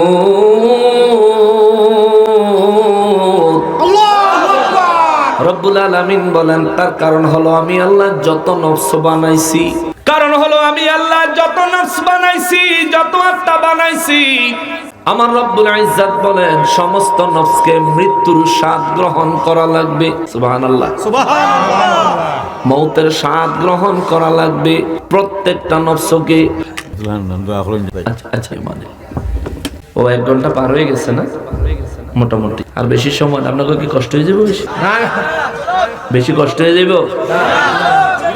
কাপড়ের সাবান লাগাইয়া, কাপড়ের সাবান লাগাইয়া কাপড় যখন কাচরায় কাপড় জায়গা থাকে ময়লা বাইরিয়ে যায় নাকি? সাবান লাগানোর পরে সাবানও বাইরে যায়, ময়লাও বাইরে যায়, কাপড় কিন্তু জায়গা থাকে। সুতরাং সবর কিছু না, তাই না? অসুস্থ আসবো আবার দোয়া শুরু করবো, জরুরত আছে সাথে গেছে। আপনারা তো, আমি তো আইলাম 1 ঘন্টা হয়েছে, কিন্তু আপনারা তো ম্যাক্সিমাম মানুষ সন্ধ্যা থেকে বসা, তাই না? জরুরত, যে বেশ কয়েকজন দেখলাম ওইটা গেছে, জরুরত থাকতে পারে, জরুরত ছাইরা হয়তো আবার আইব। আর যদি না ইয়ে তাও অসুবিধা নাই। আল্লাহ হেরারে যতক্ষণ বইছে এতক্ষণ সব দেখ জোরে কর আমিন। ফিরে আইয়া যদি বয় তাহলে আল্লাহ আবার সব দেখ জোরে করা আমিন। আর যদি না বয় তাহলে ভবিষ্যতে মাহফিলে বইলে আর জানি উঠটা না যায়, আল্লাহ কবুল করুক জোরে করা আমিন। কিন্তু আমরা ছোট্ট একটা ইনফরমেশন আছে, আমি দেখাইছি বিরিয়ানির প্যাকেট হইতাছে, ছোট্ট একটা ইনফরমেশন আর কি, আমি দেখে এসেছি। আসিতেছে আজকের মাহফিলের প্রধান আকর্ষণ মোনাজাতের পরপর তাবারুক আছে আছে, তাও যেমন তেমন না, বিরিয়ানি বিরিয়ানি। সিলেটও বিরিয়ানি কিটা কয়? আখনি আখনি। আমি শিক্ষা লাইছি, মাশাআল্লাহ মাশাআল্লাহ। আর চট্টগ্রাম কয় মিলাদের ভাত, চট্টগ্রামে তারা বলে মিলাদের ভাত, আর আমাদের ঢাকায় বলে তাবারুক। আমরা ওই আরবি তাবারুকটা ব্যবহার করি, তাবারুক সব জায়গায় বলে, তবে সিলেট সাইডের আঞ্চলিক ভাষা হলো আখনি। কেমন ওইটা হুনলেই মনে হয় যেন একবারে গরম বিরিয়ানির ভিতরে গরু গোশতের টুকরাটা টাকার মধ্যে দিয়ে চাপ দিলে গইলা গেল। আলহামদুলিল্লাহ কন্যা, আল্লাহর নেয়ামত। সুন্নিরা খায়ও খাওয়ায়ও, ঠিক কিনা বলেন? সুন্নিরা খায়ও খাওয়ায়, খালি খায় খাওয়ায় না, যেই জাত হ্যাঁ করে সিনে মানছে চিনে নিও পাওয়া যায় পূজার মণ্ডপে। হারা পূজার প্রসাদ খাইবো, খাদ্য আমরা মিলাদের তাবারুক খামো কি? আমরা তাবারুক খাই, হারা পূজার প্রসাদ খায়। সারা জীবন চিন্তা করছি, আরে খালি মিলাদের তাবারুকের বিরুদ্ধে ফতুয়া দেখা ফতুয়া দেখা ফতুয়া দেখা। অহন ছায়া দেখি কি মিলাদের তাবারুক তো ভালো জিনিস, ঘি ঘি কিন্তু সবার পেটে হজম হয় না, ঠিক না? যারার পেটে প্রসাদ হজম হইবে এরা প্রসাদই খায়, আর যারার পেটে তাবারুক হজম হয় এরা সারা জীবন ওই তাবারুক খায়, ঠিক কিনা বলে? আল্লাহ হেরারও তাবারুক খাওয়ার তৌফিক দেখ জোরে কোনা আমিন। খাইয়া জানি হজম করতে পারে, এই তৌফিকও দেখ জোরে কোনা আমিন। এ মুসলমানেরা রে, আমার প্যারা নবীর উম্মতেরা রে, মহান রব্বুল ইজ্জত কয় ঈমানওয়ালা বান্দারা রে, পুরো পৃথিবী প্রশস্ত করে দিয়েছি তোমাদের জন্য, সুতরাং তোমরা আমি আল্লাহর ইবাদত করো। ইবাদত কোন জায়গায় গিয়া করব? আদম নবীর উম্মতের জন্য নির্দিষ্ট জায়গা নামাজের। বলবেন হুজুর আদম নবীর উপরে কি নামাজ ফরজ ছিল? না, আদম নবী একটা নামাজ পড়েছিলেন, ওই নামাজ তার উম্মতেরা তার সন্তানেরাও পড়তেন। কোন নামাজ? ওই নামাজটা হলো ফজরের নামাজ। সুবহানাল্লাহ সুবহানাল্লাহ। ইব্রাহিম নবীর উম্মতের উপরে জোহরের নামাজ। ইব্রাহিম নবীর নমরুদে যখন আগুনে নিক্ষেপ করলো, ইব্রাহিম নবীর জন্য আগুনটাকে আমার আল্লাহ যখন ফুল বাগান বানায় দিলেন, সুবহানাল্লাহ। ইব্রাহিম নবী আগুনের ভিতরে আল্লাহর শুকরিয়া আদায়ের জন্য 4 রাকাত নামাজ আদায় করেছিলেন। এই 4 রাকাত নামাজ উম্মতে মুহাম্মাদের জন্য যোহরের 4 রাকাত ফরজ নামাজ। এই 4 রাকাত ফরজ নামাজের বিধান ওই ইব্রাহিম নবীর উম্মতের জন্য আল্লাহর পক্ষ থেকে ফরজ ছিল। আদম নবী 360 বছর কান্নার পরেও যখন নাকি আল্লাহর দরবার থেকে কোনো সাড়া শব্দ পায় না, মাফ পাইলো কিনা, ক্ষমা পাইলো কিনা, 360 বছর পরে যখন আমার নবীর নাম ধরে ওসিলা ধরে দোয়া করলেন, ওরে আমার মালিক, ও আল্লাহ, সারা জীবন আপনার শিখাইয়া দেওয়া দোয়া, রব্বানা যালামনা আনফুসানা ওয়া ইল্লাম তাগফির লানা ওয়া তারহামনা লানাকুনান্না মিনাল খাসিরিন পড়লাম, কিন্তু মালিক 360 বছর পার হয়ে গেল, কোনো সাড়া শব্দ দিলা না। আজকে এই দোয়ার সঙ্গে সঙ্গে তোমার দরবারে ভিন্ন আরো একটু দোয়া করি, আমাকে সৃষ্টির পরে আমি তোমার আরশে আজিমে তোমার নামের সঙ্গে একটা নাম দেখেছিলাম, মুহাম্মাদুর রাসূলুল্লাহ সাল্লাল্লাহু আলাইহি ওয়াসাল্লাম। আল্লাহ ওই নামের খাতিরে আমারে মাফ করে দাও। জিবরাইল আমিন ফজরের সময়, সুবহে সাদেকের সময় জিবরাইল আমিন ওহী নিয়ে আসলেন, আদম নবী গো, আমার আল্লাহ বলেছেন যদি জান্নাতে থাকতে এই কথাটা কইতে পারতেন, আমার আল্লাহ তখনই আপনাকে মাফ করে দিতেন। জোরে বলেন সুবহানাল্লাহ। আদম নবী ক্ষমা পায়া খুশি হইয়া 2 রাকাত শুকরিয়ার নামাজ আদায় করেছিলেন। ওই 2 রাকাত নামাজ হলো আমাদের ফজরের 2 রাকাত ফরজ নামাজ। সুবহানাল্লাহ। ইব্রাহিম নবী আগুনের ভিতরে 4 রাকাত নামাজ আদায় করলেন। ওই 4 রাকাত নামাজ হলো যোহরের নামাজ। আবার কোন কোন মুফাসসির বলেন 4 রাকাত নামাজ হলো আসরের নামাজ। মাগরিবের 3 রাকাত নামাজ হযরতে উযাইর আলাইহিস সালাম, সূরা বাকারায় ঘটনা আছে। হযরতে উযাইর আলাইহিস সালাম তিনি এক জনপদের কাছ দিয়ে যাওয়ার সময় দেখে পুরা জনপদ পরিপূর্ণ ধ্বংস হয়ে গেছে, নাম নিশানা অস্তিত্ব কিছু নাই। উযাইর আলাইহিস সালাম আশ্চর্য হয়ে বললেন, আল্লাহ আল্লাহ গো, ও আল্লাহ, যেভাবে এই পুরা জনপদ তুমি ধ্বংস করে দিয়েছ, যেইভাবে পুরা এলাকা তুমি ধ্বংস করে দিয়েছ, একটা পশু পাখিও জীবিত নাই রে আল্লাহ। এদেরকে তুমি আবার বানাইবা, এদের কাছ থেকে তুমি আবার হিসাব নিবা। আল্লাহ কত লৌকিক, কত বড় কুদরতের ব্যাপার রে আল্লাহ। কিন্তু আমি উযাইরের বিষয়টা পুরোপুরি বুঝে আসে না। বিষয়টা যদি প্র্যাকটিক্যালি বুঝতে পারতাম আল্লাহ আমার জন্য আরো সহজ হতো। দ্বীনের দাওয়াত মানুষের কাছে দেওয়ার সময় আরো সহজভাবে তোমার কুদরতের কথা মানুষের সামনে তুলে ধরতে পারতাম। রব্বুল ইজ্জত বলেন, তাইলে উযাইর তৈরি হয়ে যাও, রেডি হয়ে যাও। একটা ঘোড়ার উপরে অবস্থান করা ছিলেন। আজরাইলকে আল্লাহ নির্দেশ দিলেন, আজরাইল এখনই উযাইরের প্রাণ কবজ করো। আজরাইল আলাইহিস সালাম উযাইর আলাইহিস সালামের জান কবজ করলেন, তার ঘোড়ার প্রাণ কবজ করলেন। উযাইর আলাইহিস সালাম 100 বছর মৃত অবস্থায় রইলেন, তার ঘোড়া 100 বছর মৃত অবস্থায় রইলেন। 100 বছর উযাইর আলাইহিস সালাম মারা গেলেন, মৃত অবস্থায় 100 বছর জমিনের উপর পড়ে রইলেন।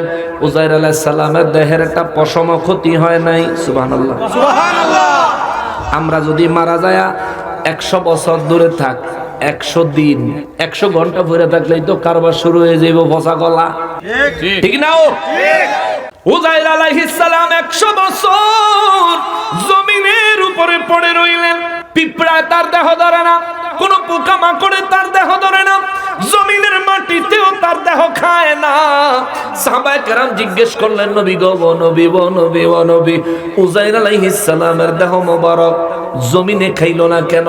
আমার নবী বলেন, নবীদের জন্য, আল্লাহর প্রিয় মাহবুব বান্দাদের জন্য ঈমানদারদের দেহ খাওয়া, মুমিনের দেহ খাওয়া জমিনের জন্য আমার আল্লাহ হারাম করে দিয়েছে।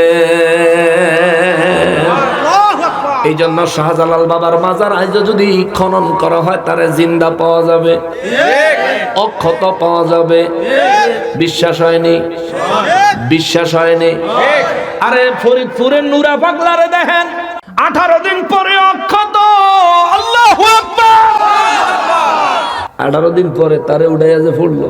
আপনার এলাকায়, আমাদের এলাকায় কোন জায়গায় 18 দিনের পুরনো কবর খুললে, মুমিন হইলে ভিন্ন কথা, যদি মুমিন না হইয়া অন্য কোন ঈমানের ঘাটতিওয়ালা মানুষ হয়, তাইলে তার কবরে অবশ্যই তার দেহে অক্ষত থাকবে না, পচা গলা কোনো না কোনো ভাবে ক্ষতিগ্রস্ত হয়ে থাকবে। কিন্তু ওই নুরা পাগলায় 18 দিন পরেও তার শরীর কিছু হয় নাই। এখন আমাদের দেশে অনেকে কয় তে জিন্দা থাকতে অনেক শিরকি কুফরি কাজ করছে, কথা কইছে। এবারে জিন্দা থাকতে শিরকি কুফরি কথা কইছে, যদি তোমার দৃষ্টিতে এটা হয়, মারা যাওয়ার সময় কোনো না কোনো কারণে আল্লাহ তারে মাফ করে দিচ্ছেন দেখাই 18 দিন পরেও তার দেহ অক্ষত। ঠিক কিনা বলেন? আল্লাহ কারে কখন মাফ করে দেয় বলা যায়? আবু জাহেলের নসিবে ঈমান হয় নাই। ছোট্টবেলা থেকে আমার নূর নবী রাহমাতুল্লিল আলামিনকে দেখতে দেখতে এসেছে। আমার নবী রাহমাতুল্লিল আলামিনকে আবু জাহেল বদরের দিন যেদিন মারা যায় সেই দিন আমার নবীকে দেখেছে, কিন্তু নসিব ঈমান হয়। কিন্তু আবু জাহিল্লার ছেলে ইকরামা ইবনে আবু জাহেল, তার নাম লেখছে ইকরামা ইবনে আবুল হাকাম। ইকরামা রাদিয়াল্লাহু তাআলা আনহু বদরের যুদ্ধে মুসলমানদের বিপরীতে যুদ্ধে অংশগ্রহণ করেছিল, কাফেরদের পক্ষে। কিন্তু আবু জাহিল্লা বদর যুদ্ধে মারা গেল। আবু জাহেলের ছেলে ইকরামা রাদিয়াল্লাহু তাআলা আনহু বদর যুদ্ধের পর ইসলাম কবুল করলো। সুবহানাল্লাহ। আবু জাহেলের ছেলে হইয়া ইসলাম কবুল করলো। এখানে কি বুঝলেন? বাপ বড় নেতা হইতে পারে, মুমিন হবে কিনা সন্দেহ আছে, ঠিক কিনা? মুমিন হইতে গেলে নেতাগিরি দিয়া পরীক্ষা করা যাবে না। তোমার বাবা কত বড় মুমিন পরীক্ষা করতে হলে নবী দিয়া পরীক্ষা করো। তোমার বাপের সামনে তুমি শুধু কইবা আসসালাতু ওয়াসসালামু আলাইকা ইয়া রাসূলুল্লাহ ইয়া নবী সালামু আলাইকা, এর দূর শুধু কইও। তোমার বাবার চেহারা যদি আরো গোলাপের মতো প্রস্ফুটিত হয়, বুঝবা এটা তোমার বাবার চেহারার সৌন্দর্য নয়, এটা তোমার বাবার ঈমানের সৌন্দর্য। কথা বলেন ঠিক কিনা? আর এটা কইলে যদি তোমার বাবার চেহারা কালো হয়ে যায়, বুঝবা তার ভিতরে যা চেহারায় বাইরে সে তা, ঠিক কিনা বলেন? এটা স্লোগান তাকবীর, নারায়ে রিসালাত, ইয়া রাসূলুল্লাহ, জিন্দা নবীর শত্রুরা হুশিয়ার সাবধান, হুশিয়ার সাবধান, জিন্দা নবীর শত্রুরা, জিন্দা ওলির শত্রুরা হুশিয়ার সাবধান, বাঁচাও ঈমান বাঁচাও দেশ, সাহেব কিবলার নির্দেশ, সাহেব কিবলার নির্দেশ, বাঁচাও ঈমান বাঁচাও দেশ, নারায়ে তাকবীর, আল্লাহু আকবার। এই স্লোগানটা আমার খুব প্রিয় একটা স্লোগান, বাঁচাও ঈমান বাঁচাও দেশ, সাহেব কিবলার নির্দেশ। আমার খুব প্রিয় একটা স্লোগান, এটা অনেক দিন যেদিন শুনছি প্রথম সেদিনই আমার বেশি ভালো লাগছে। আমি সিলেট অঞ্চলে মাহফিলে আসলে এই স্লোগানটা যখন শুনি তখন এই কথাটা বলি, যেটা আমার প্রিয় একটা স্লোগান। ফুলতলি সাহেব কিবলাদের ওরস আছে আগামী 15ই জানুয়ারি, কেমন যাইবেন তো সবাই? আমিও স্পেশালি দাওয়াত দিলাম, যাবেন। স্পেশালি হৃদয় থেকে দাওয়াত দিলাম, যাবেন। ফুলতলি সাহেব কিবলাদের দরবারে যাবেন, ওলি আল্লাহদের দরবারের সাথে সম্পর্ক রাখবেন। আমার এই যুবক ভাইরা যদি ওলি আল্লাহদের দরবারের সাথে সম্পর্ক রাখে, তাহলে ফিতনাবাজেরা তাদের ঈমান নষ্ট করতে পারবে না। ওলিদের দামান ধরে রাখতে হবে।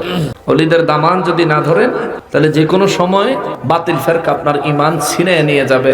ঈমানের বাজার চুরি না, সরাসরি ডাকাতি চলতে আছে। আল্লাহ তাদের খপ্পর থেকে আমাদেরকে হেফাজত করেন, পড়িয়া আমিন। আমিন। বলতেছিলাম বাবারে, হযরতে উযাইর আলাইহিস সালাম 100 বছর জমিনের উপরে পড়ে রইলেন।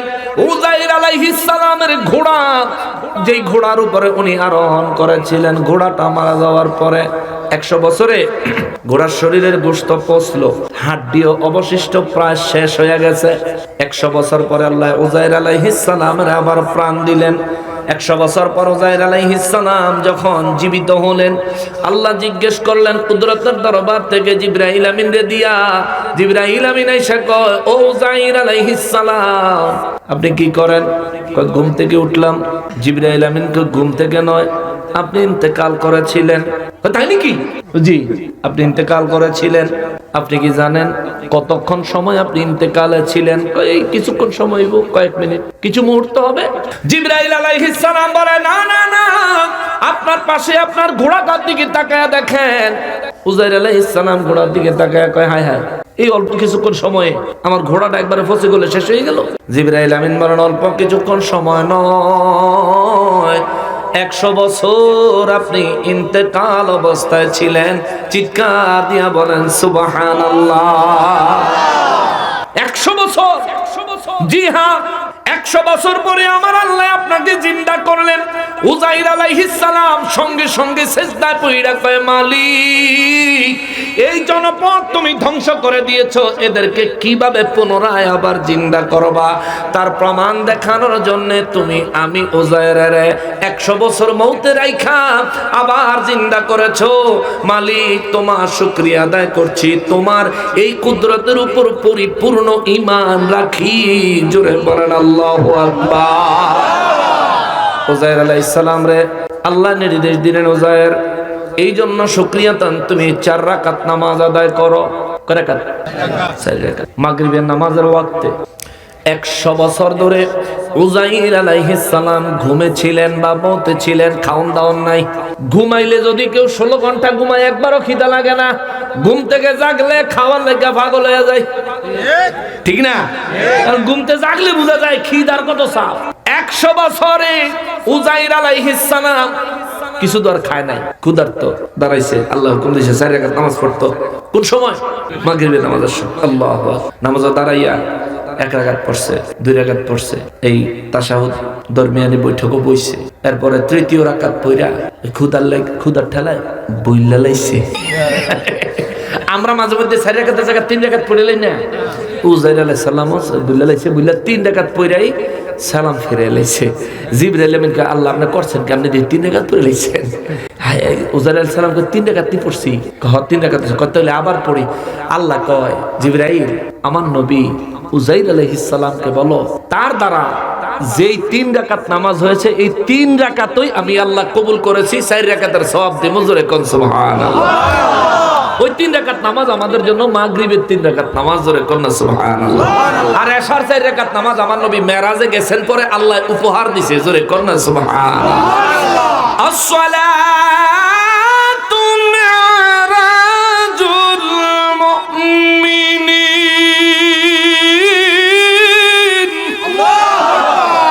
আল্লাহ কয় নবী গো আপনার সঙ্গে মেরাজ করলাম, আপনারে আমার আরশে আইনা আপনার উম্মতের সাথে মেরাজ করব আমি আল্লাহ স্বয়ং কুদরতি ভাবে জমিনে গিয়া।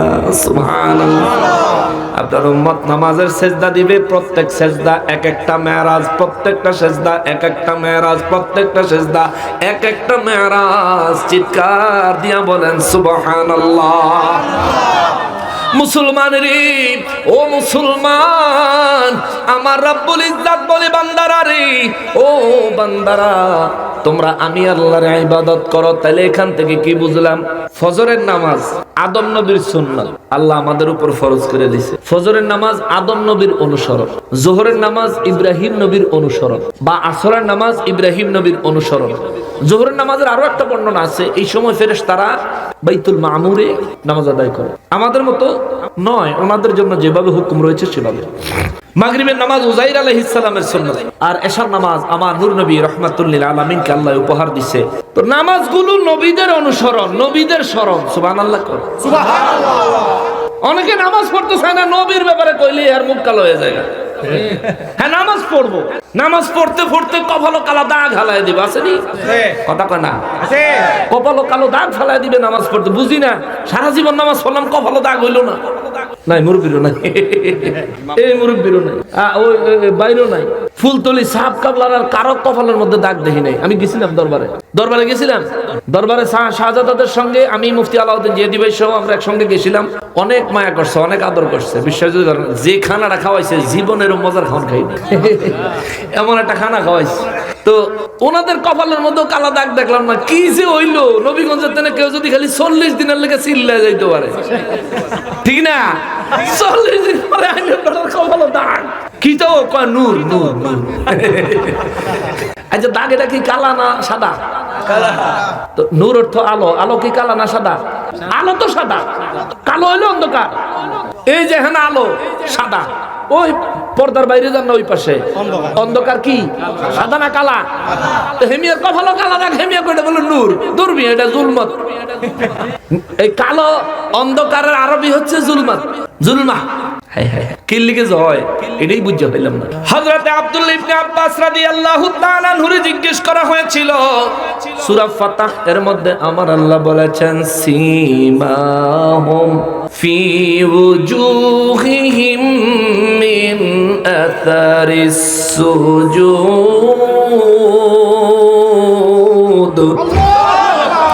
আল্লাহ বলেছেন নবী গো নবী, মুমিনদের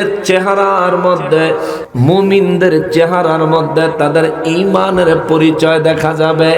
সীমাহুম ফি ওয়ুজুহিহিম মিন আসারিস সুজুদ, সিজদার চিহ্ন তাদের চেহারার মধ্যে দেখা যাবে। অর্থাৎ কারা সিজদাকারী তাদের চেহারা দেখলে বোঝা যাবে। সীমাহুম ফি ওয়ুজুহিহিম, ওয়ুজুহুন মানে পুরা চেহারা না ইমাম সাহেব ভাই? ওয়ুজুহুন মানে পুরা চেহারা, শুধু কপাল না। আল্লাহ রাব্বুল ইজ্জত বলেন তাদের পুরো চেহারায় সিজদার চিহ্ন দেখা যাবে। অর্থাৎ যারা ঈমানের সহিত আল্লাহকে সিজদা দেয় তাদের চেহারা হবে নূরানি। জোরে কন্না সুবহানাল্লাহ। দেশে যতটি সুন্নি আলেম আছে এর মধ্যে সবচেয়ে কালা যে বেড়ায় হে বেড়া রক্ষণা খাড়া করেন, আর সব বাতিলপন্থী সবচেয়ে সুন্দর সুন্দর মুলবিদের কাইন্না হে বেড়ার পাশে দাঁড় করান। এই কালা বেড়ার এই সুন্দর লাগে। কারণ তার চেহারা নূর দান করেছেন কে? ইমান আছে, ইমানের নূর, এটার সাথে দুনিয়ার শরীরের সৌন্দর্য, ফেয়ার এন্ড লাভলি সৌন্দর্য কুলায় না। এখন হেরা তাবলীগের চিল্লাতে না ইয়া কয় বলে এই সীমাহুম ফি উজুহিহিম মিন আসারিস সুজুদ, আল্লাহ কোরআন শরীফে কইছে তাদের চেহারার মধ্যে এই সিজদার চিহ্ন থাকবে। এই যে এটা সিজদার চিহ্ন। এই আয়াতের তাফসীর সম্পর্কে আব্দুল্লাহ ইবনে আব্বাস রাদিয়াল্লাহু তাআলা আনহুকে জিজ্ঞেস করা হয়েছে। আল্লামা কাজী সানাউল্লাহ পানিপতি রাহমাতুল্লাহি আলাইহি তাফসীরে মাযহারিতে উল্লেখ করেছেন। তিনি লেখলেন, আব্দুল্লাহ ইবনে আব্বাস রাদিয়াল্লাহু তাআলা আনহু জিজ্ঞেস করলেন, চেহারার মধ্যে সিজদার চিহ্ন মানে চেহারায় কপালে কালো দাগ নেই। সাহাবীরা জিজ্ঞেস করছেন, আপনি তো তাফসীরের ব্যাপারে রাইসুল মুফাসসিরিন, সমস্ত মুফাসসিরদের মাথার তাজ আপনি, বলেন কপালে যে দাগ, এই দাগের কথাই আল্লাহ এই আয়াতে বলছেন। আব্দুল্লাহ ইবনে আব্বাস রাদিয়াল্লাহু তাআলা আনহু বলেন, আরে কপালের কালো দাগ তো ফেরাউনেরও আছিল। এটা আমার কথা না, কিন্তু তাফসীরে মাযহারি বাংলাটা খুললেও দেখবেন ওখানে এই আয়াতের তাফসীরে গিয়া আব্দুল্লাহ ইবনে আব্বাস রাদিয়াল্লাহু তাআলা আনহু ঠিক এভাবেই বলছেন যে কপালের কালো দাগ তো ফেরাউনেরও ছিল। এটা আমার কথা না, এটা আব্দুল্লাহ ইবনে আব্বাস রাদিয়াল্লাহু তাআলা আনহুর কথা। অতএব কপালে কালো দাগ হইলো নিজের বিশাল বড় বুজুর্গ মনে করেন না। বড় বুজুর্গ হইয়া তারপরে ইমাম সাহেবের ভুল ধরে আসেনিও, ইমাম সাহেবের ভুল ধরে এদি হয় না বেদাত, এগুলো হইতো না, এই করণ যাইতো না, সেই করণ যেত না। ভাইও আপনি যদি তবলিগের সিল্লাত যাইয়া থাকেন, আপনার উদ্দেশ্য হইল গিয়া কিছু সূরা কেরাত শিখবেন, শিখেন না, মন্দ না তো, কিন্তু আপনি এই কিছু সূরা কেরাত শিখাইয়া সারা জীবনের শিক্ষিত ইমাম সাহেবরে আপনি ভুল ধরেন, এটা তো আপনার ভিতরে অহংকার আইছেও, ঠিক নেই? আপনার ভিতরে অহংকার আইছে। আপনি যে কদ্দুর আউযুবিল্লাহ বিসমিল্লাহ সূরা ফাতিহা আলাম তারা শিখছেন, এই জন্য আপনার ভিতরে অহংকার আইছে। আর ইলমের অহংকারে আমলের অহংকার আসে শয়তানি স্বভাব থেকে। কথা বলেন ঠিক কিনা? 6.5 লক্ষ বছর ইবাদতের পরেও এক অহংকারে সব বরবাদ করে দিবেন কে? আল্লাহ। আমি আর আপনি শয়তানের কাতারও জানি না যাই, কবেন শয়তান তো শয়তান, আমি কি শয়তান হমনি? আল্লাহ কোরআন শরীফে কইয়া রাখছে, মিন শাররিল ওয়াসওয়াসিল খান্নাস, মানুষের মধ্যে এক জাতের শয়তান আছে, এদেরকে আমি আল্লাহ নাম দিলাম খান্নাস। খান্নাস খান্নাস, খবরদার ওই খান্নাসী চরিত্র যাতে না হয়। রব্বুল আলামিন বলেন, ফাইয়া ফাবুদুন, সুতরাং তোমরা আমি আল্লাহর ইবাদত করো। কেন? কুল্লু নাফসিন যায়িকাতুল মাউত,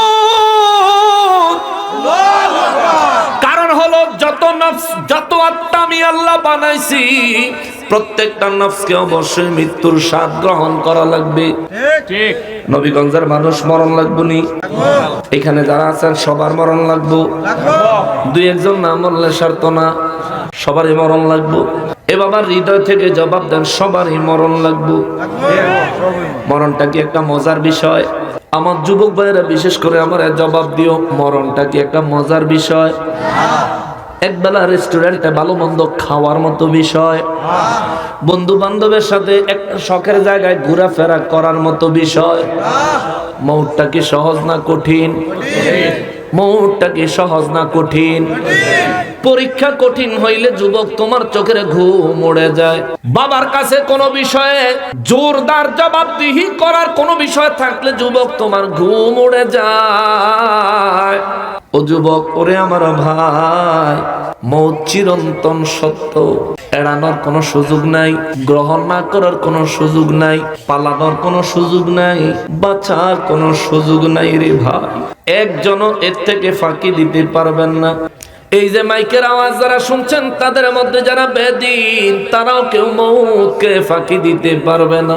এই যে মাইকের আওয়াজ শোনা যাচ্ছে কিংবা অনলাইনে যারা আলোচনা শুনছেন, তাদের মধ্যে কেউ যদি নাস্তিক থাকে, সেও কিন্তু মৌতকে ফাঁকি দিতে পারবে না। ওরে সংসার সংসার কইরা ভবে গো, করলাম না জীবনদিগি,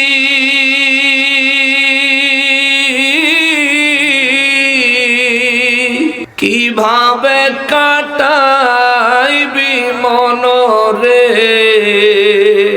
কবরের জিন্দিগি রে,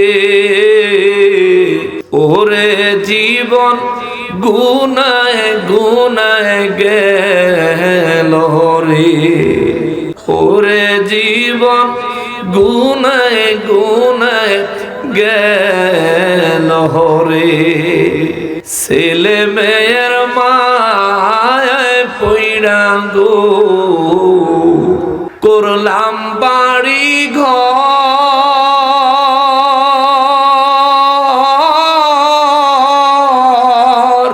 কোন দিন জানি আজ রাই আইসা রে, সবই করে পর রে, ওরে জীবন গুনায় গুনায় গেল রে, ওরে জীবন গুনায় গুনায় গেল রে।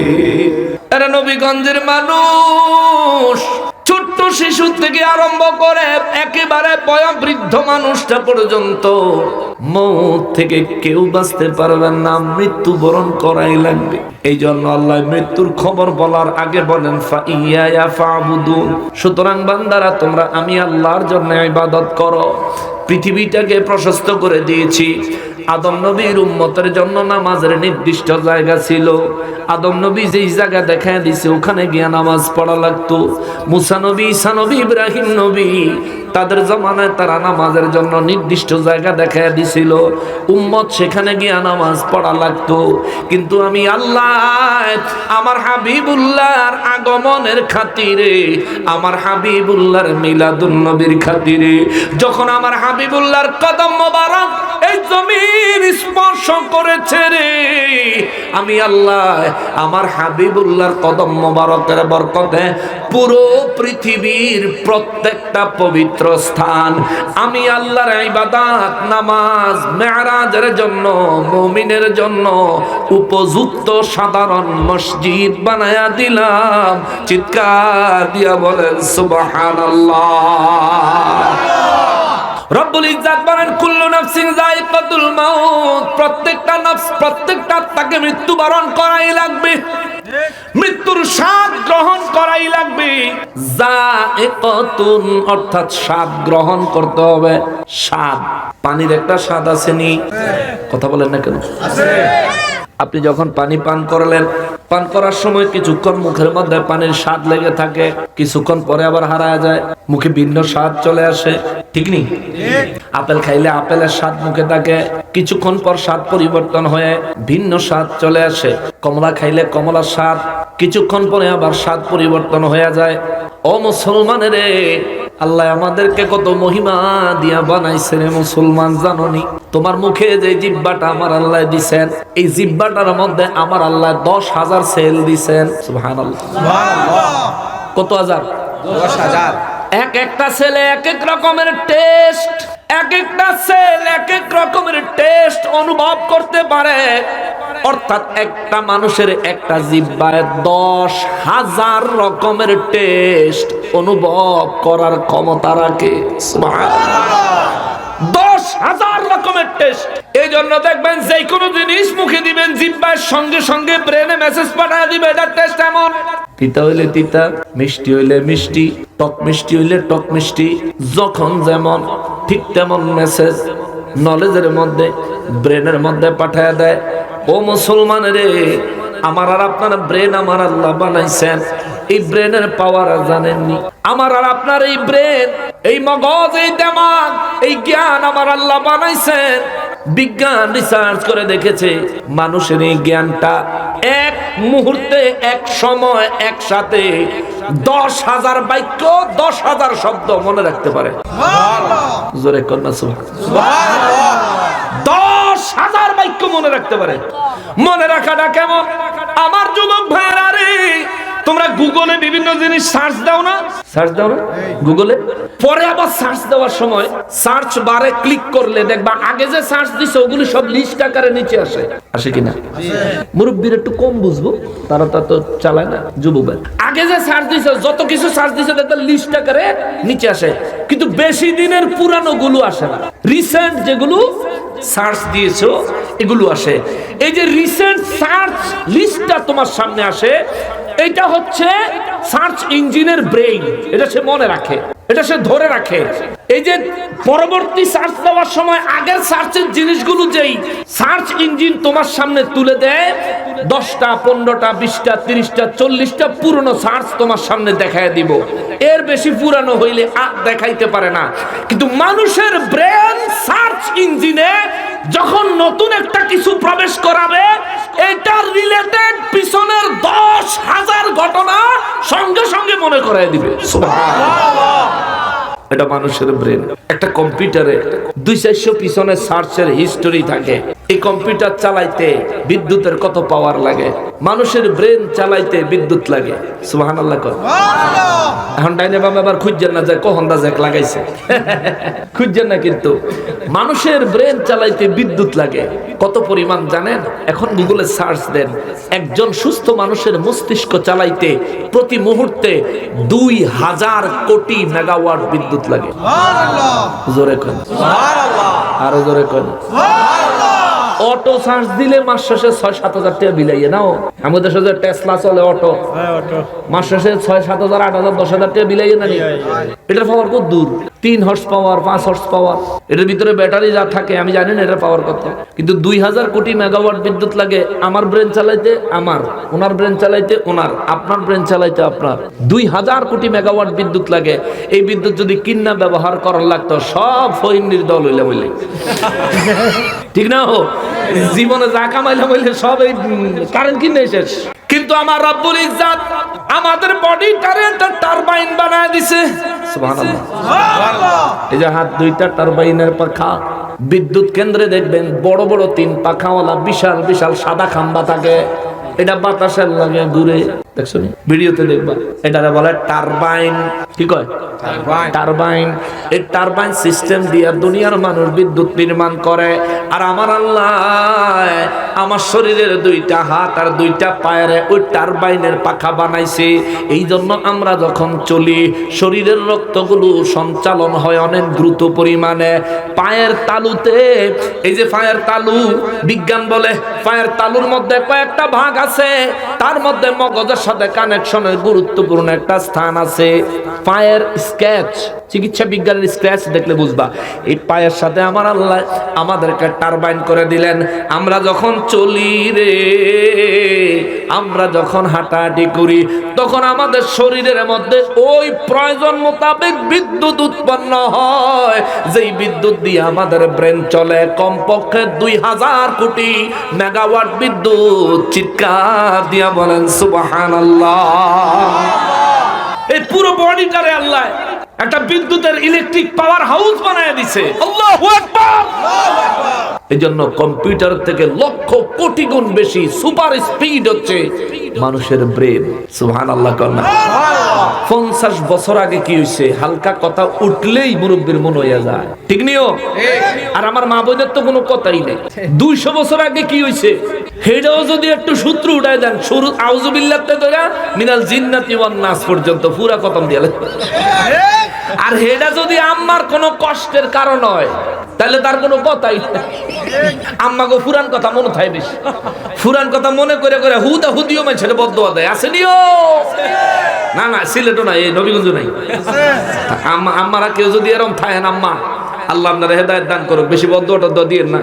নবী মেরাজ থেকে আসার পরে বলছেন, আমি বেশিরভাগ মহিলাদেরকে জাহান্নামে দেখেছি শুধু 2 কারণে। এক হইলো বেশি বেশি আল্লাহর গজব দাহে, আর 2 নম্বর হলো স্বামীর অকৃতজ্ঞ, স্বামীর নাফরমান। স্বামী যা দেয় সেটা বলে হয় না। অমুক ঘরের ভাইয়ে বাবিরে ঈদের সময় যে কাপড়টা দিছে, তুমি আমার কিটা দিছো তাই না? ঠিক না? টানা দিছো তাই না? টানা এই লেগে যায় আম্মা, এটার একটা স্বামীর নাফরমানি। স্বামী যেটা আইনা দিব, এটা আপনার যদি পছন্দ কম হয় তাহলে এই জিনিসটা লইয়া আল্লাহর কাছে দোয়া করবেন, আল্লাহ আমার স্বামীর আরো তৌফিক দেন, সে যেন আমার পছন্দ মতো, সে যেন আমার জন্য ভবিষ্যতে আগামীতে আমার পছন্দ মতন ব্যবস্থা করার মতন তৌফিক আমার স্বামীরে দেও। আর যদি মরণ পর্যন্ত আমার স্বামীর ওই তৌফিক না হয়, আজকে আমি কম পছন্দের জিনিস পরে তোমার শুকর আদায় করতেছি, জান্নাতে তোমার কাছে আমার মনের ইচ্ছা মতন, চাহিদা মতন, পছন্দ মতন নেয়ামত চাই। জোরে কোন মারহাবা। আম্মা আপনি এমনি একটু দোয়া করে লেন, তুই তো হয়ে যাইব। রোজ হাসরের ময়দানে দাঁড়ায় কইবেন, আল্লাহ জীবনও পছন্দ মতন কাপড় পাই নাই, তবু তোমার শুকর আদায় করছি, এই উসিলায় আমার মাফ করে দাও। জোরে কর না সুবহানাল্লাহ। এই জন্য নবী বলেন, মহিলাদেরকে বেশি জাহান্নামে দেখেছি তারা স্বামীর নাফরমান। নবী আরো এক হাদিসের মধ্যে বলেন, কোন স্বামী কোন স্ত্রীর জন্য যদি 12 বছর সবকিছু ঠিক মতন দেয়, 12 বছর পরে বাজার থেকে একটা জিনিস আনতে বলেছে, স্বামী আনলো হইলে কিন্তু পেরেশানির কারণে ভুলে লাইছে। হয় না এরকম সময়? অনেক সময় এমন হয় না যে দরকারি জিনিসটাও বাজারে গেলাম কিন্তু দরকারি জিনিসটা ভুলে গেছি। মাঝে মধ্যে আমার খাদেম সাহেবের কোনো জিনিসের লেগে দোহানো ফাটাইলে তেহান্তে ঘুরে গিয়ে আইয়ে পড়ে, তো যদি কেউ কিতাব এটা আনছো নি, কয় ভুলে গেছি। তো গ্যাস কি লিগে বাজার কদুর ভুলে গেছে, আবার যাই, ফিরে আবার দৌড়ে যায়। তো নবী বলেন 12 বছর বিবির লেগে সব ঠিক করছো, 12 বছর পরে একদিন কইছে বাজার থেকে একটা জিনিস আনতে, বাজারে গেছো আনলা হইলে কিন্তু ভুলে গেছো, এই বাড়িতে আইলে দেখবা তোমার বিবি, ওই বিবি কইব, জীবনেও তোমার কাছ থেকে কিছু পাইলাম না। এটা নবীজির হাদিস শরীফ, নবীজির হাদিস শরীফ। নবী বলেছেন এটা বলবে সে, কেন? এটা তার স্বভাব। নবী বলছেন, মায়েরা আপনারা এই ধরনের কথা বলবেন না, এই কথাগুলো হচ্ছে স্বামীর নাফরমানি, এগুলো করলে আল্লাহ নারাজ হয়। এর কারণে অধিকাংশ মহিলাদেরকে আমি নবী জাহান্নামে দেখেছি। আর একটা হইলো, কিছু হোক বা না হোক, আল্লাহ 5 ওয়াক্তের একত্ব কইলাম, তুই হেরে আর হিজা জানিস না, তুই গজব দিয়ে ধ্বংস করে দে। এসব আজে বাজে কথা বলার কিছু মহিলা আসেনি? মা, আমার মায়েরা যারা শুনছেন পর্দার আড়াল থেকে, মাগো আপনাদেরকে অনুরোধ করি, খবরদার এই সমস্ত বিষয় থেকে পরহেজ করবেন, পর্দা করবেন, এগুলো করবেন না।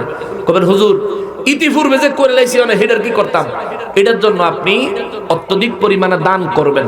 দান করার সময় নিয়ত করবেন, আল্লাহ জীবনে যতবার স্বামীর নাফরমানি করছি, আল্লাহ জীবনে যতবার তোমার গজব ডাকছি, এই সব বিষয় থেকে তওবা করছি, তোমার পানাহ চাই, তুমি আমার এই সদকার খাতিরে তুমি আমাকে মাফ করে দাও। জোরে কর আমিন। আমার মায়েরা যদি এই পদ্ধতি গ্রহণ করেন, এটা আমার নবীজি শিখিয়ে দিচ্ছেন, এই পদ্ধতি গ্রহণ করলে আল্লাহ মাফ করে দিবেন। জোরে কর না সুবহানাল্লাহ। বাবাজিরা রে আমার, এ মুসলমান, কুল্লু নাফসিন যায়িকাতুল মাউত। যে কথা বলতে গিয়ে আস্তে আস্তে এত কিছুতে আসলাম। আল্লাহ বলেন প্রত্যেকটা আত্মাকেই মৌতের স্বাদ গ্রহণ করা লাগবে, মৃত্যুবরণ করা লাগবে, মরেই যেতে হবে এমন কথা নয়। মৌতের স্বাদ গ্রহণ করা লাগবে। স্বাদ কি চিরস্থায়ী না ক্ষণস্থায়ী? স্বাদ ক্ষণস্থায়ী, কিছুক্ষণ মুখে থাকে, তারপর আর থাকে না। আল্লাহ বলেন বান্দার মৌত, আমি তারা মরে যাবে এই কথা বলি নাই, মৃত্যুর স্বাদ গ্রহণ করতে হবে এই কথা বলেছি। এই কারণে বান্দার শরীর থেকে রূহ বের হবে, তাকে গোসল দিয়া, কাফন দিয়া, জানাজা করে দাফন দেওয়ার পরে তার শরীরে রূহ ঢুকাইয়া তারে যে প্রশ্ন করা হবে, এরপরে তার আর কোনো মৌত নাই। জোরে কর সুবহানাল্লাহ। একজন মানুষের মৌত কয়বার? একজন মানুষের মৌত কয়বার? একবার। তার মানে প্রত্যেক, যে ব্যক্তি কাফের সেও কবরে জিন্দা, যে মুমিন সে তো জিন্দাই, যে কাফের সেও জিন্দা। হুজুর কেন? আরে মুমিন জান্নাতের সুখ ভোগ করে কবরে, কাফের জাহান্নামের সাজা ভোগ করে না। তো মরা বেটারে সাজা দিলে কি লাভ? কেউ মারা যাওয়ার পরে তারে যত নির্যাতনই করেন তার কি কিছু আইয়ে যায়? জিন্দা থাকতে তারে শাস্তি দিলে সে কষ্ট পায়। এই জন্য আল্লাহ কুল্লু নাফসিন যায়িকাতুল মাউত বলেছে, প্রত্যেক নফসকে মৃত্যুর স্বাদ গ্রহণ করা লাগবে, মরেই যেতে হবে এমন নয়, মৃত্যুর স্বাদ গ্রহণ করা লাগবে। এখন প্রশ্ন হইতে পারে, হুজুর কবরের ভিতরে অনেকের হাড়গোড় থাকে না, তাহলে জিন্দা থাকলে তো অক্ষত থাকার কথা। ওটা আল্লাহর কুদরত, আল্লাহর ইচ্ছা। কাফের বেঈমান যারা, মুনাফিক যারা, নাফরমান যারা, তাদের দেহ কবরে পচে গলে যাওয়া, এটাও তার জন্য একটা আযাব, এটাও আল্লাহর পক্ষ থেকে তার জন্য একটা আযাব। আর মুমিনের দেহ অক্ষত থাকা, এটাও আল্লাহর পক্ষ থেকে তার জন্য একটা পুরস্কার। জোরে কন্যা সুবহানাল্লাহ। এখন হয়তো মনে মনে ভাবতে পারেন, মুমিনের দেহ কবরে আমার আল্লাহ অক্ষত রাখেন কেমনে, মেকানিজমটা কি? বুখারী শরীফের 1257 নম্বর হাদিস মোবারকে নূর নবী রাহমাতুল লিল আলামিন বলেন, শেষ করে দেই হ্যাঁ।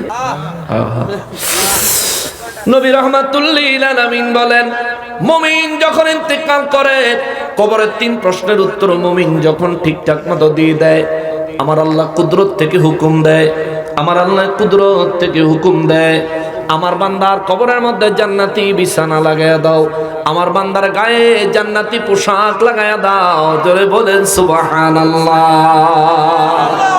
তাহলে কবরের মাটির উপরে জান্নাতি বিছানা থাকে, কাফনের কাপড়ের উপরে জান্নাতি পোশাক থাকে, তো মাটির সাথে তার দেহের কোনো স্পর্শই নাই, নষ্ট হইব কেমনে? জোরে কন্যা সুবহানাল্লাহ। সম্মানিত হাজরিন, এই জন্য আল্লাহ বলেন ইয়া ইবাদিয়াল্লাযীনা আমানু, হে ঈমানওয়ালা বান্দারা। ঈমান আসেনি আপনাদের? আমাদের ঈমান আসেনি? আমরা কি ঈমানওয়ালা বান্দা না ঈমান ছাড়া? ঈমানওয়ালা না ঈমান ছাড়া? নিশ্চিত আমরা ঈমানওয়ালা। আল্লাহ কবুল করেন, আমিন। আর জোরে বলেন আমিন। বলবেন হুজুর ঈমানওয়ালা আমাদেরকে দিয়ে বলাইলেন কেন? কারণ আল্লাহ বলেন ওয়ামান আহসানু কাওলাম মিম্মান দাআ ইলাল্লাহি ওয়া আমিলা সালিহান ওয়া ক্বালা ইন্নানী মিনাল মুসলিমিন। যে ব্যক্তি মানুষকে আমি আল্লাহর দিকে ডাকে, নিজে নেক আমল করে এবং নিজেকে জোর গলায় দাবি করে আমি মুসলমান, ওই ব্যক্তি আমি আল্লাহর কাছে শ্রেষ্ঠ বক্তা। জোরে কন্যা সুবহানাল্লাহ। তিন শর্ত মানতে হবে। এক, মানুষকে আল্লাহর দিকে রাখতে হবে নবীজির তরিকা মোতাবেক। এখন আমরা যেহেতু তরিকা পেয়েছি আউলিয়ায়ে কেরাম বুজুর্গানে দ্বীনের মাধ্যমে, তাহলে বুজুর্গানে দ্বীনের তরিকায় নবীজির তরিকা মোতাবেক আল্লাহর দিকে মানুষকে ডাকতে হবে। এই জন্য পূজার মণ্ডপে যাওয়া যাবে না, ঘুরে ফিরে হেরার যা হইছে এগুলি করণ যাইতো না। রোজা আল্লাহর ইবাদত, পূজা হইল শিরক। রোজা রাখলে মুমিনের আমল বাড়ে, ঈমান বাড়ে, আর পূজা করলে ঈমান আমল সব ধ্বংস হয়ে যায়। এই রোজা আর পূজারে যারা এক বলছে আল্লাহ তাআলা হেদায়েত দেখ। জোরে কোন আমিন, আমিন। আর জোরে বলেন আমিন, আমিন। সম্মানিত হাজরিন, এই জন্য রব্বুল ইজ্জত বলেন কুল্লু নাফসিন যায়কাতুল মাউত। বান্দা, ও ঈমানওয়ালা বান্দারা, এই জন্য বললাম আল্লাহ বলেন সে সর্বশ্রেষ্ঠ বক্তা আমার কাছে, যে নিজেকে মুসলমান দাবি করে। তা আমরা নিজেদেরকে মুমিন দাবি করব, ঈমানদার দাবি করব, এটা গৌরবের সাথে দাবি করব। আল্লাহ কবুল করুক। জোরে করা আমিন। আল্লাহ বলেন ইয়া ইবাদিয়াল্লাযীনা আমানু, হে ঈমানওয়ালা বান্দারা, ইন্না আরদি ওয়াসিআতুন, তোমাদের জন্য আমি আল্লাহ এই জমিনকে প্রশস্ত করে দিয়েছি। এই প্রশস্ত জমিনে ঘুরো ফিরো, হালাল নেয়ামত গ্রহণ করো, অন্যকে ঠকাইও না, কারো জমি জোর করে ভোগ দখল করিও না, কারো সম্পদ আত্মসাৎ করিও না, কারো কাছ থেকে টাকা হাওলাত নিলে বছরের পর বছর হেরে তোমার পিছনে ঘুরাইও না। আসেনি এমন মানুষ? আছে।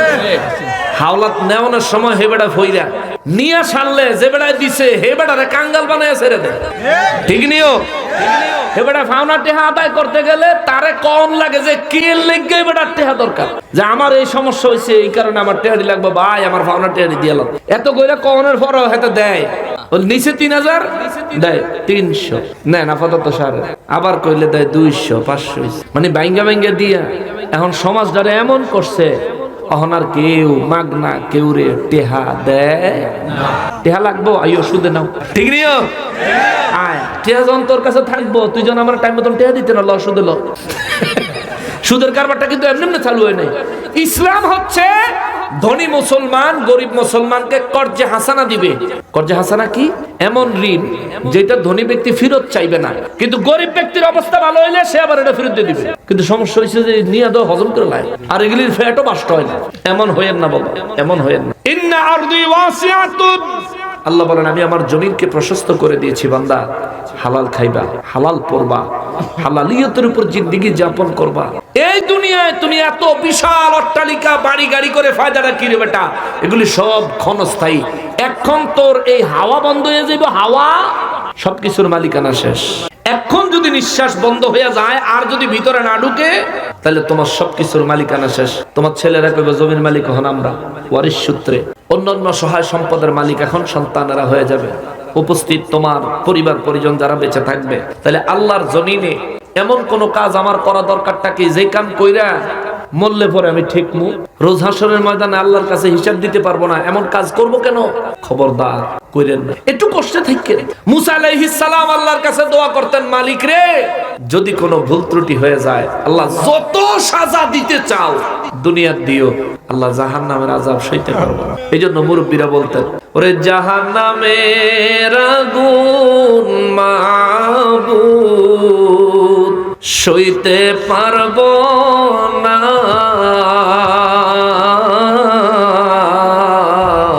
দুনিয়াতে নাও কাদায়া আখিরে কান্দায়ো না। জোরে কোন আমিন।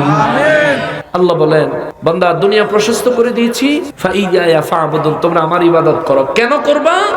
কুল্লু নাফসিন যায়কাতুল মাউত, কারণ সমস্ত নফসকেই মৌতের স্বাদ গ্রহণ করতে হবে। আর মৌতের স্বাদ গ্রহণ করার পরে কি হবে জানো? সুম্মা ইলাইনা তুরজাউন, আমার কাছেই ফিরে আসতে হবে। জোরে কন্যা সুবহানাল্লাহ। ফিরে যেতে হবে কার কাছে? জোরে বলেন কার কাছে? সুম্মা ইলাইনা তুরজাউন। আল্লাহ বলেন নিশ্চয়ই, ইলাইনা শুধু আমার না, আমাদের। সুবহানাল্লাহ। আমাদের কি একজন না কয়েকজন? আমাদের, আমাদের মানে একাধিক, একজন না। তাই আল্লাহ ইলাইনা কেন বললেন? বলার কারণ আছে। কবরে তো খালি আল্লাহর কাছে যাওয়া না, কবরে রাখার সময় কি বলে? বিসমিল্লাহি ওয়া আলা মিল্লাতি রাসূলিল্লাহ। আল্লাহ রাসূলের কাছে যাওয়া হচ্ছে কবরে যাওয়া, আল্লাহ রাসূলের কাছে যাওয়া হচ্ছে কবরে যাওয়া। এই জন্য আল্লাহ আয়াতের মধ্যে সুম্মা ইলাইনা তুরজাউন বলেছেন, আমাদের কাছেই তুমি ফিরে আসতে হবে। জোরে কন্যা সুবহানাল্লাহ। যেমন রোজ হাশরের ময়দানে মানুষ আল্লাহ পাকের নাজাত পাওয়ার জন্য নবীজির কাছে যাবে, আল্লাহর নাজাত পাওয়ার জন্য মানুষ নবীর কাছে যাবে। ইয়া রাসূলুল্লাহ, আপনি শাফাআত করেন। নবী যাকে শাফাআত করবে আল্লাহ তাকে মাফ করে দিবেন। সুবহানাল্লাহ। সম্মানিত হাজিরিন, দুই আয়াতের উপর কথা বললাম, 2 ঘন্টা চলে গেল না। প্রশ্ন আছে, একটা উত্তর দিব। মাহফিল কর্তৃপক্ষ সালাম দিয়েছে, আসসালামু আলাইকুম রাহমাতুল্লাহ। সবাই জবাব দেই, ওয়া আলাইকুম আসসালাম রাহমাতুল্লাহি ওয়া বারাকাতুহু। প্রশ্ন করছেন, জানাজার নামাজের শেষে দোয়া করা জায়েজ আছে কি না? দয়া করে দলিল সহকারে আমাদের সামনে উপস্থাপন করবেন ইতি মাহফিল কমিটি। জানাজার নামাজের পরে আপনাদের এলাকায় কি দোয়া হয়? মাশাআল্লাহ। জানাজার নামাজের পরে দোয়া করা শুধু জায়েজ না, এটা সুন্নাত বটে। হযরত ওমর রাদিয়াল্লাহু তাআলা আনহু এক জানাজায় অংশগ্রহণ করার জন্য খুব তড়িঘড়ি করে বের হয়েছেন। ওই জানাজা তিনি গিয়া ধরতে পারেন না, জানাজা শেষ হয়ে গেছে। জানাজা শেষে সাহাবায়ে কেরাম দোয়া করবেন, দূর থেকে ওমর রাদিয়াল্লাহু তাআলা আনহু ডাক দিবেন, ভাইরা আমি জানাজার থেকে মাহরুম হয়ে গেছি, আমার দোয়ার থেকে মাহরুম করবেন না। জোরে কন্যা সুবহানাল্লাহ। এর দ্বারা কি বুঝাইলেন? ওমর রাদিয়াল্লাহু তাআলা আনহু দোয়ার বিরুদ্ধে কেমন? হ্যাঁ, তিনি পক্ষে, তিনি নিজেও দোয়া করতে চেয়েছেন। অর্থাৎ আপনারা একটু অপেক্ষা করেন, দাঁড়ান, একটু ধৈর্য ধরেন, আনালে দোয়া শুরু করে দিলে আমার জন্য দোয়া করেন, আমিও আসতেছি আপনাদের সাথে অংশগ্রহণ করব। সুতরাং জানাজার নামাজের পরে ওমর রাদিয়াল্লাহু তাআলা আনহু দোয়া করতেন। নবী রাহমাতুল লিল আলামিন বলেছেন, ইদা সাল্লাইতুম আলাল মাইয়িতি ফাখলিসু লাহুদ দুআ। মৃত ব্যক্তির জন্য যখনই তোমরা সালাত আদায় করবে, সঙ্গে সঙ্গে ফাখলিসু, নামাজ শেষ হলে খালেস ভাবে তার জন্য দোয়া করো। সুবহানাল্লাহ বলে, খাস ভাবে তার জন্য দোয়া করো। এই দোয়া নবীজি সাহাবায়ে কেরামের যুগেও হয়তো মানুষ দাফন করার পরে। এখনকার যুগে জানাজা শেষে অনেক মানুষ চলে যায়, দাফন করতে কবরস্থান পর্যন্ত যায় না। এই জন্য উলামায়ে আহলে সুন্নাত ওয়াল জামাআত সিস্টেমটাকে একটু মডিফাই করছেন। জানাজার নামাজের শেষে জানাজার মাঠে লাশকে ঘিরে দোয়া করে, জানাজার শেষে দাফন শেষেও আবার কবরস্থানে দোয়া করে। সুতরাং রাসূলের সুন্নাহ মুবারাকের আমল রইল, আবার কেউ দোয়া থেকেও মাহরুম হইল না। 3 নাম্বার, জানাজার নামাজের পর দোয়া করতে হবে কেন? কারণ হলো নবীজিকে আল্লাহ তাআলা সূরা ইনশিরার মধ্যে বলছেন, ফাইজা ফারাগতা ফানসব। হুজুর আপনি যখন নামাজ থেকে ফারেগ হবেন, অবসর হবেন, ফানসব, হুজুর আপনি দোয়ার মধ্যে মশগুল হবেন। সুবহানাল্লাহ। নামাজ শেষে দোয়া করার জন্য চায় কে? জোরে বলেন, কে চায়? আল্লাহ চায় আল্লাহর বান্দা যেন আল্লাহর কাছে দোয়া করে। এই জন্য নবী বলেন, ফরজ নামাজের শেষে দোয়া কবুল হওয়ার, ফরজ নামাজের পর পর দোয়া কবুল হয়, ওইটা দোয়া কবুল হওয়ার একটা গুরুত্বপূর্ণ সময়। জোরে কন্যা সুবহানাল্লাহ। জানাজার নামাজ কি ফরজ না সুন্নাত? ফরজ, ফরজে কিফায়া, ফরজে কিফায়া, কিন্তু ফরজ। জানাজার নামাজ শেষে দোয়া করলে সরাসরি দোয়া কবুল হবে নবীর ঘোষণা মোতাবেক। এই 1 নম্বর কারণ। আল্লাহ নির্দেশ দিয়েছেন ফরজ সালাতের পরে দোয়া করার জন্য। নবীজি দোয়া করতেন, আমরাও দোয়া করি। জানাজার নামাজও ফরজ নামাজ, নামাজ শেষে দোয়া করি। 2 নম্বর কারণ, জানাজার নামাজ শেষে দোয়া করতে নবীজি নিষেধ করেন নাই। যেমন মাইক দিয়ে ওয়াজ করতে নবী নিষেধ করেন নাই, আমরা ওয়াজ করি। মাইক দিয়ে আজান দিতে নবীজি নিষেধ করেন নাই, আমরা মাইক দিয়ে আজান দিই। মাইক দিয়ে খুতবা পড়তে নবী নিষেধ করেন নাই, আমরা খুতবা পড়ি। মসজিদে হারাম, বাইতুল্লাহ শরীফে, মসজিদে নববী শরীফে মাইক লাগাইতে নবীজি নিষেধ করেন নাই, এজন্য মাইক লাগায় তারা নামাজ আদায় করে। দিন ধর্মের কাজকর্ম সারা দিন রাত 24 ঘন্টা তারা আঞ্জাম দিয়ে যাচ্ছে মাইকের মাধ্যমে, বিদ্যুৎ ব্যবহারের মাধ্যমে। আরো একটা বিষয়, জানাজার শেষে আমরা যদি মৃত ব্যক্তির জন্য দোয়া করি, অনেকেই বলে জানাজার নামাজ ওই বেলে দোয়া। আমি জানি না আপনাদের এলাকায় বলে কিনা, অনেক জায়গায় এমন বলে যে জানাজার নামাজ ওই দোয়া, এর লেগে আর দোয়া করার লাগতো না। ভাই জানাজার নামাজ দোয়া নয়। জানাজার নামাজকে সালাত বলেছেন আল্লাহর রাসূল, ইদা সাল্লাইতুম আলাল মাইয়িত সাল্লাইতুম, সালাত বলেছেন নবীজি। আল্লাহ এবং তার রাসূল যেটারে সালাত কইছে, আপনি হেটারে দোয়া কইন না কেডা? সুন্দর কথা কেন কইলাইছে কালাতা। আল্লাহ আল্লাহ আস্তাগফিরুল্লাহ। নবী আল্লাহ রাসূল এটাকে সালাত বলেছেন, আপনি দোয়া বলেন কোন সাহসে? আচ্ছা তারপরেও আপনার কথা 1 সেকেন্ডের লেগে মানছি। জানাজার নামাজ দোয়া, এটা 1 সেকেন্ডের লেগে মানছি। তো জানাজার নামাজ যদি দোয়া হয়, দোয়ার পরে যদি আবার ডাবল করে কেউ দোয়া করে, গুনাহ হইব? কথা বলেন না কেন? মনে করেন জোহরের নামাজ 12 রাকাত আদায় করলেন, এর পরে আপনি আরো 15 রাকাত বা 16 রাকাত নফল নামাজ আদায় করলেন, গুনাহ হইব না সওয়াব হইব? আল্লাহ নারাজ হইব? কি হইব? আল্লাহ খুশি হইব। তো দোয়াটাও তো এমন। জানাজার পরে এখন আমরা দোয়া করি কেন? বাস্তবিক কারণ কি? বাস্তবিক কারণ হলো জানাজার পুরো নামাজের ভিতরে যে ব্যক্তির জানাজা, এই ব্যক্তির জন্য কোনো দোয়া নাই, এই ব্যক্তির জন্য কোনো দোয়া নাই। কি বলেন হুজুর? পুরো জানাজার নামাজও নাই? না, নাই। প্রথম তাকবীরের পর সানা পড়লেন, সুবহানাকাল্লাহুম্মা বিহামদিকা তাবারাকাসমুকা তাআলা জাদ্দুকা ওয়া জাল্লা সানাউকা ওয়া লা ইলাহা গায়রুক। দ্বিতীয় তাকবীরে দুরূদ শরীফ পড়লেন, আল্লাহুম্মা সাল্লি আলা মুহাম্মাদ ওয়া আলা আলি মুহাম্মাদ, আল্লাহুম্মা বারিক আলা মুহাম্মাদ ওয়া আলা আলি মুহাম্মাদ পড়লেন। অথবা আল্লাহুম্মা সাল্লি আলা মুহাম্মাদ ওয়া আলা আলি মুহাম্মাদ কামা সাল্লাইতা ওয়া সাল্লামতা ওয়া বারাকতা আলা সাইয়্যিদিনা ইব্রাহিম ওয়া আলা আলি সাইয়্যিদিনা ইব্রাহিম ইন্নাকা হামিদুম মাজিদ পড়লেন। তৃতীয় তাকবীরের পর পড়লেন, আল্লাহুম্মা গফির লি হাইয়িনা ওয়া মাইয়িতিনা ওয়া শাহিদিনা গায়বিনা ওয়া সগীরিনা কাবীরিনা যাকরিনা ওয়া উনসানা, আল্লাহুম্মা মান আহইয়াইতাহু মিন্না ফাহইহি আলাল ইসলাম ওয়া মান তাওয়াফাইতাহু মিন্না ফাতাওয়াফাহু আলাল ঈমান। এটারই কয় দোয়া কইছে জানাজার নামাজের ভিতরে হইয়া গেছে। এই জায়গায় মৃত ব্যক্তির জন্য কোনো দোয়া নাই। যেমন এই জায়গার মধ্যে আমরা কি বললাম, আসেন বাংলা অনুবাদ করি। আল্লাহুম্মা গফির লি হাইয়িনা, হে আল্লাহ এই আমাদের মধ্যে যারা জিন্দা আছে এদেরকে মাফ করে দাও। ওয়া মাইয়িতিনা, আমাদের মধ্যে যারা মারা গেছেন, এই সামনে যে বেটা বেটা না, আগে যারা মারা গেছেন এই হেগলগে এই বেটারও ধরে লো। এটা হলো পাইকারি দোয়া, খাস দোয়া না, বুঝছেন? সামগ্রিক দোয়া, এটা ব্যাপক দোয়া, খাস দোয়া না। আল্লাহ আমাদের এই পূর্বপুরুষ যারা ইতিপূর্বে যারা মারা টারা গেছেন, আল্লাহ তাদেরকে মাফ করে দেন। ওয়া শাহিদিনা, আল্লাহ এই জানাজার মাঠে যারা উপস্থিত আছে এদেরকে মাফ করে দেন। ওয়া গায়বিনা, জানাজার ময়দানে যারা উপস্থিত নাই, আল্লাহ তাদেরকেও মাফ করে দেন। ওয়া সগীরিনা, ছোটদেরকেও আল্লাহ মাফ করে দেন। ওয়া কাবীরিনা, আল্লাহ বড়দেরকেও মাফ করে দেন। ওয়া যাকারিনা ওয়া উনসানা, ওয়া যাকারিনা, আল্লাহ এই মুহূর্তে যাদের কথা আমাদের স্মরণ আছে ওদেরকেও মাফ করে দেন। ওয়া উনসানা, আল্লাহ এই মুহূর্তে যাদের কথা আমরা ভুলে লাইছি, মনে নাই, তাদেরকেও মাফ করে দেন। আমরা না ভুলে গেছি, আমরা তো মনে আছে।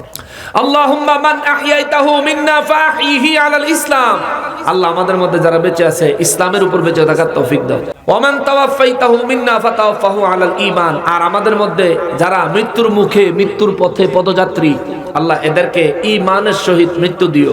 দোয়া শেষ। যে বেটা লাশ সামনে লইয়া পড়লেন, এ বেটার লেগে দোয়া হইছে? কথা কয় না। ওই খাটিয়ার মধ্যে যদি আমার দেহ থাকে, ওই খাটিয়ার মধ্যে যদি আপনার দেহ থাকে, ওই খাটিয়ায় একদিন তো আপনার দেহ হবে, সেদিন তো এই জায়গার মধ্যে আপনার লেগে তো দোয়া হইছে না। এই জন্যই তো সালাম ফিরানোর পরে কাতার ভেঙে খাস করে নবী যেহেতু বলছেন, ইজা সাল্লাইতুম আলাল মাইয়িতি ফাখলিসু লাহু দুআ, খালেস ভাবে মৃত ব্যক্তির জন্য দোয়া করো। এই জন্যই আমরা দোয়া করি। আমরা দোয়া করলে তোরে তো জলে কারে ফাদাম দামা, ঠিক কিনা বলেন? আমার মুরব্বী মারা গেছে, আমি তার লেগে দোয়া করবো, আবার আমি মরলে আমার লেগে তারা দোয়া করবো, ঠিক কিনা করবো? তো জলে কার? তোমার কেন জলে রে বন্ধু, তোমার কেন জলে না, ফলো ভাই গান শুনে তোমার কেন জলে রে বন্ধু, তোমার কেন জলে? তুই কপালে কাইল্লা দাগ লই আইছ, তুই মরবি, তোরে কেউ জানাজাও দিত না, তুই মরার পরে তোর কবর জিয়ারত করতেও কেউ যাইতো না।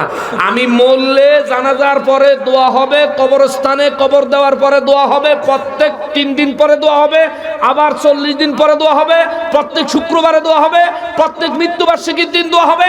যতদিন যে আমারে মনে করব সেই আমার জন্য দোয়া করব, ঠিক কিনা কর?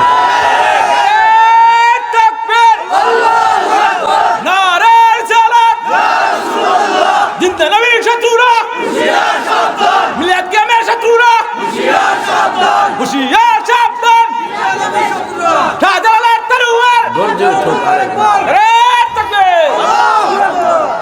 এখন বাবা আপনাদের জন্য নসিহত হলো, এটা ইম্পর্টেন্ট কথা, আপনাদের জন্য নসিহত হইল, আপনি যদি চান আপনি মারা গেলে আপনার জন্য দোয়া হোক, আপনি যদি মনে করেন আপনি মারা গেলে আপনার জন্য দোয়ার প্রয়োজন আছে, তাহলে আপনি আপনার চোখের সামনে যারা মারা যায় তাদের জন্য দোয়া করেন। আর যদি আপনি মনে করেন যে না আপনি মরলে দোয়া টোয়ার দরকার নাই, ওই কুকুর বিড়াল জানে মরে ফরে তাই একখানো আপনার একখানে ভরে থাকলে চলবো, দোয়া টোয়া লাগতো না, তাইলে আপনি যা খুশি তা করতে পারেন, কোনো অসুবিধা নাই। এই দোয়ার বিরোধী এক হুজুর এই করোনার সময় মারা গেছে, পরে ফেসবুকে ছবি দেখলাম হগলতের সামনে হেবেটার কবরের উপরে কুত্তায় হিসু করে দিছে। এখনো এই ছবি ফেসবুকে ঘুরে, এখনো ঘুরে, অনেকে কয় এটা এডিট করছে। যদি কেউ এডিট করে থাক তাহলে তোরে কই তুই তওবা কর, কিন্তু ছবি দেখে মনে হয় না এডিট করছে। একেবারে হিসু যে করতেছে, একেবারে ঠ্যাং আলগাইয়া পাক্কা, একেবারে বালেক কুত্তা, না বালেক না, মানে বুঝা শূন্যই যা করার করছে, একেবারে বুঝা শূন্যই যা করার। তো এখন কথা হইল একেবারে মানুষের সামনে এই কামটা হয়েছে, এটা কিরকম একটা বেজ্জিতির কারবার। হ্যাঁ, আর নাম কইতাম না, আর কোন হুজুর মেরে গেছে, পরে হুজুরের কবর করছে বাথরুমের লগে দিয়া, বাথরুমের পাইপ ভাঙা কবরের ভিতরে বন্যা হয়ে গেছে। কোন তার বন্যা হয়েছে এটা তো বুঝিয়া লাইছেন নাকি? আস্তাগফিরুল্লাহাল আযীম। হেবেড়া মিলাদের তাবারুক রে গু কইছিল, হেবেড়ার কবর আল্লাহ গু দিয়া বাসায় দিছে। কিটা মনে করো, কিটা আল্লাহরে আল্লাহ এবং তার রাসূলের মনে করো মিয়া, ফাজলামি জিনিস। যেমন কর্ম করবা ঠিক তেমন ফল পাইবা, পুঙ্খানুপুঙ্খ পাইবা। ওয়া মান ইয়ামাল মিসকালা যাররাতিন খাইরান ইয়ারা, ফামান ইয়ামাল মিসকালা যাররাতিন শাররান ইয়ারা। খারাপ কাজেরও পুঙ্খানুপুঙ্খ তুমি এইটার জন্য যেই জিনিস তোমার প্রাপ্য সেটা তুমি পাবা, আর ভালো কাজের জন্য উপহার তুমি পাবা। পুঙ্খানুপুঙ্খ বুঝাই দিবে কে? আল্লাহ বুঝাই দিবে। অতএব বাবা, জানাজার সালাত এটা হচ্ছে নামাজ, জানাজার নামাজ। কেউ যদি এটারে দোয়া বলে বুঝবেন এটা হেই ডব্লিউ বাহিনী। হেতে মূর্তির পূজার মণ্ডপে যাইতে হেতের ফতুয়াতে কোনো অসুবিধা নাই, বাচ্চাদেরকে মাদ্রাসার ধরে বলৎকার করতে হেয়ার ফতুয়ায় কোনো অসুবিধা নাই। এক হ্যাগো মার্কাত ভোট দিলে 18 লাখ মানুষ, 18 কোটি মানুষের নামাজের সওয়াব পাইবো, এই ধরনের কথার বিরুদ্ধে তার কাছে কোনো ফতুয়া নাই। আর একটা মজার কথা মনে হয়েছে, কালকে রাইতে ফেসবুকের ভিতরে দেখলাম চরমনার হিসাবে মন্দিরও 10টা মন্দিরও 50,000 করে টিহা দিছে উন্নয়নের জন্য। মসজিদ ও মাদ্রাসায় সুযোগ হইলে পরে আস্তে আস্তে দিবে।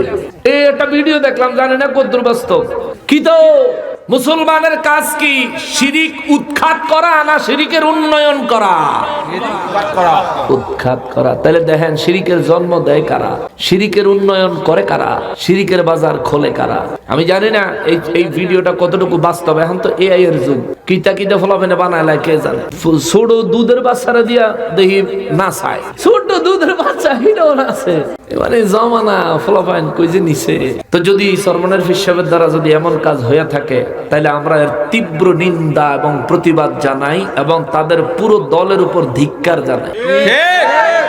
আপনি মন্দিরে সহযোগিতা করবেন কেন? এই দেশে মসজিদ মাদ্রাসার সহযোগিতার হাত কি বন্ধ হয়ে গেছে? মসজিদ মাদ্রাসা আপনি সহযোগিতা করেন না, মন্দিরে কেন সহযোগিতা করতে? হে বেড়া আইয়া কইছিল বলে হাত পাকাত ভোট দিলে আল্লাহর রাসূল ভোট পাইব। মানে হে বেড়া দেহা দেহি আবার জমাতের হেতারা কয় হ্যাগো মার্কাত ভোট দিলে 18 কোটি মানুষের নামাজের সওয়াব পাইব। মানে চলছে ইসলাম করে উড়াই লইতেছে এরা, একদম নির্বাচনের লাগে উড়াই লইতেছে। ভাই, নির্বাচন পদ্ধতি ইসলাম সমর্থন করে। এই বাংলাদেশের যে ভোটাভুটি পদ্ধতি, গণতান্ত্রিক পদ্ধতি, এই পদ্ধতি ইসলাম সমর্থন করে না। অতএব আপনারা ইসলামের নাম ব্যবহার করে সাধারণ মানুষের ঈমান নিয়ে খেললেন না, ধর্মটাকে কলুষিত করেন না। বিশ্ব দরবারে ইসলাম ধর্ম মুসলিম উম্মাহকে জঘন্য জাতি হিসেবে পরিচয় করেন না। পৃথিবীতে কোন ধর্মের লোক ধর্মকে নির্বাচনে জিতার জন্য পুঁজি হিসেবে ব্যবহার করে নাই, ঠিক? আমার জানা নাই। আমার পাশের দেশ 135 কোটি মানুষের দেশ ভারত, আমার পাশের দেশ চায়না প্রায় 150 কোটি মানুষের দেশ। ওই সমস্ত দেশেও তারা সরকার নির্বাচনের জন্য ধর্মকে অস্ত্র হিসেবে ব্যবহার করে না। যারা ধর্মকে অস্ত্র হিসেবে ব্যবহার করছেন, ধর্ম মানুষকে দেখায়া আল্লাহর আইন আপনি বাস্তবায়ন করবেন, এর লিগে ক্ষমতায় যাইতে চান, ভাই এসব আজেরে বাজারে কথাবার্তা কইেন। আল্লাহর আইন বাস্তবায়ন করার জন্য আল্লাহর পদ্ধতি মোতাবেক আপনাকে ক্ষমতায় যেতে হবে। সেটা হলো নির্বাচন পদ্ধতি নয়, খেলাফত পদ্ধতি। ঠিক কিনা বলেন? কিন্তু এই দেশে এটা এখনো কায়েম হয় নাই। আর কবে যে কায়েম হইব আল্লাহ রাসূলই ভালো জানে, আল্লাহ রাসূলই ভালো জানে। আল্লাহর আইন বিধানকে বাস্তবায়ন করার জন্য আপনি এই আল্লাহ পছন্দ করে না এমন পদ্ধতির মাধ্যমে ক্ষমতায় যাইবেন। এই ক্ষমতায় যাওয়ার লাগা এই আল্লাহ রাসূলের দোহাই বাদ দিয়া আপনি এলাকার মানুষের কিছু উন্নয়ন করেন, এলাকার মানুষের সুখে দুঃখে পাশে দাঁড়ান। মানুষ আপনারা এমনি ভোট দিব, ইসলাম বেসন লাগতো না, ঠিক কিনা বলেন? নেতারা যারা আছেন আল্লাহর ওলিদের পক্ষে আপনাদের গর্জন চাই, হুঙ্কার চাই, আপনাদের ক্ষমতার ব্যবহার চাই। আল্লাহর ওলিদের মাজার যারা ভেঙেছে তাদের বিরুদ্ধে আইনি পদক্ষেপ চাই। কথা বলেন ঠিক কিনা?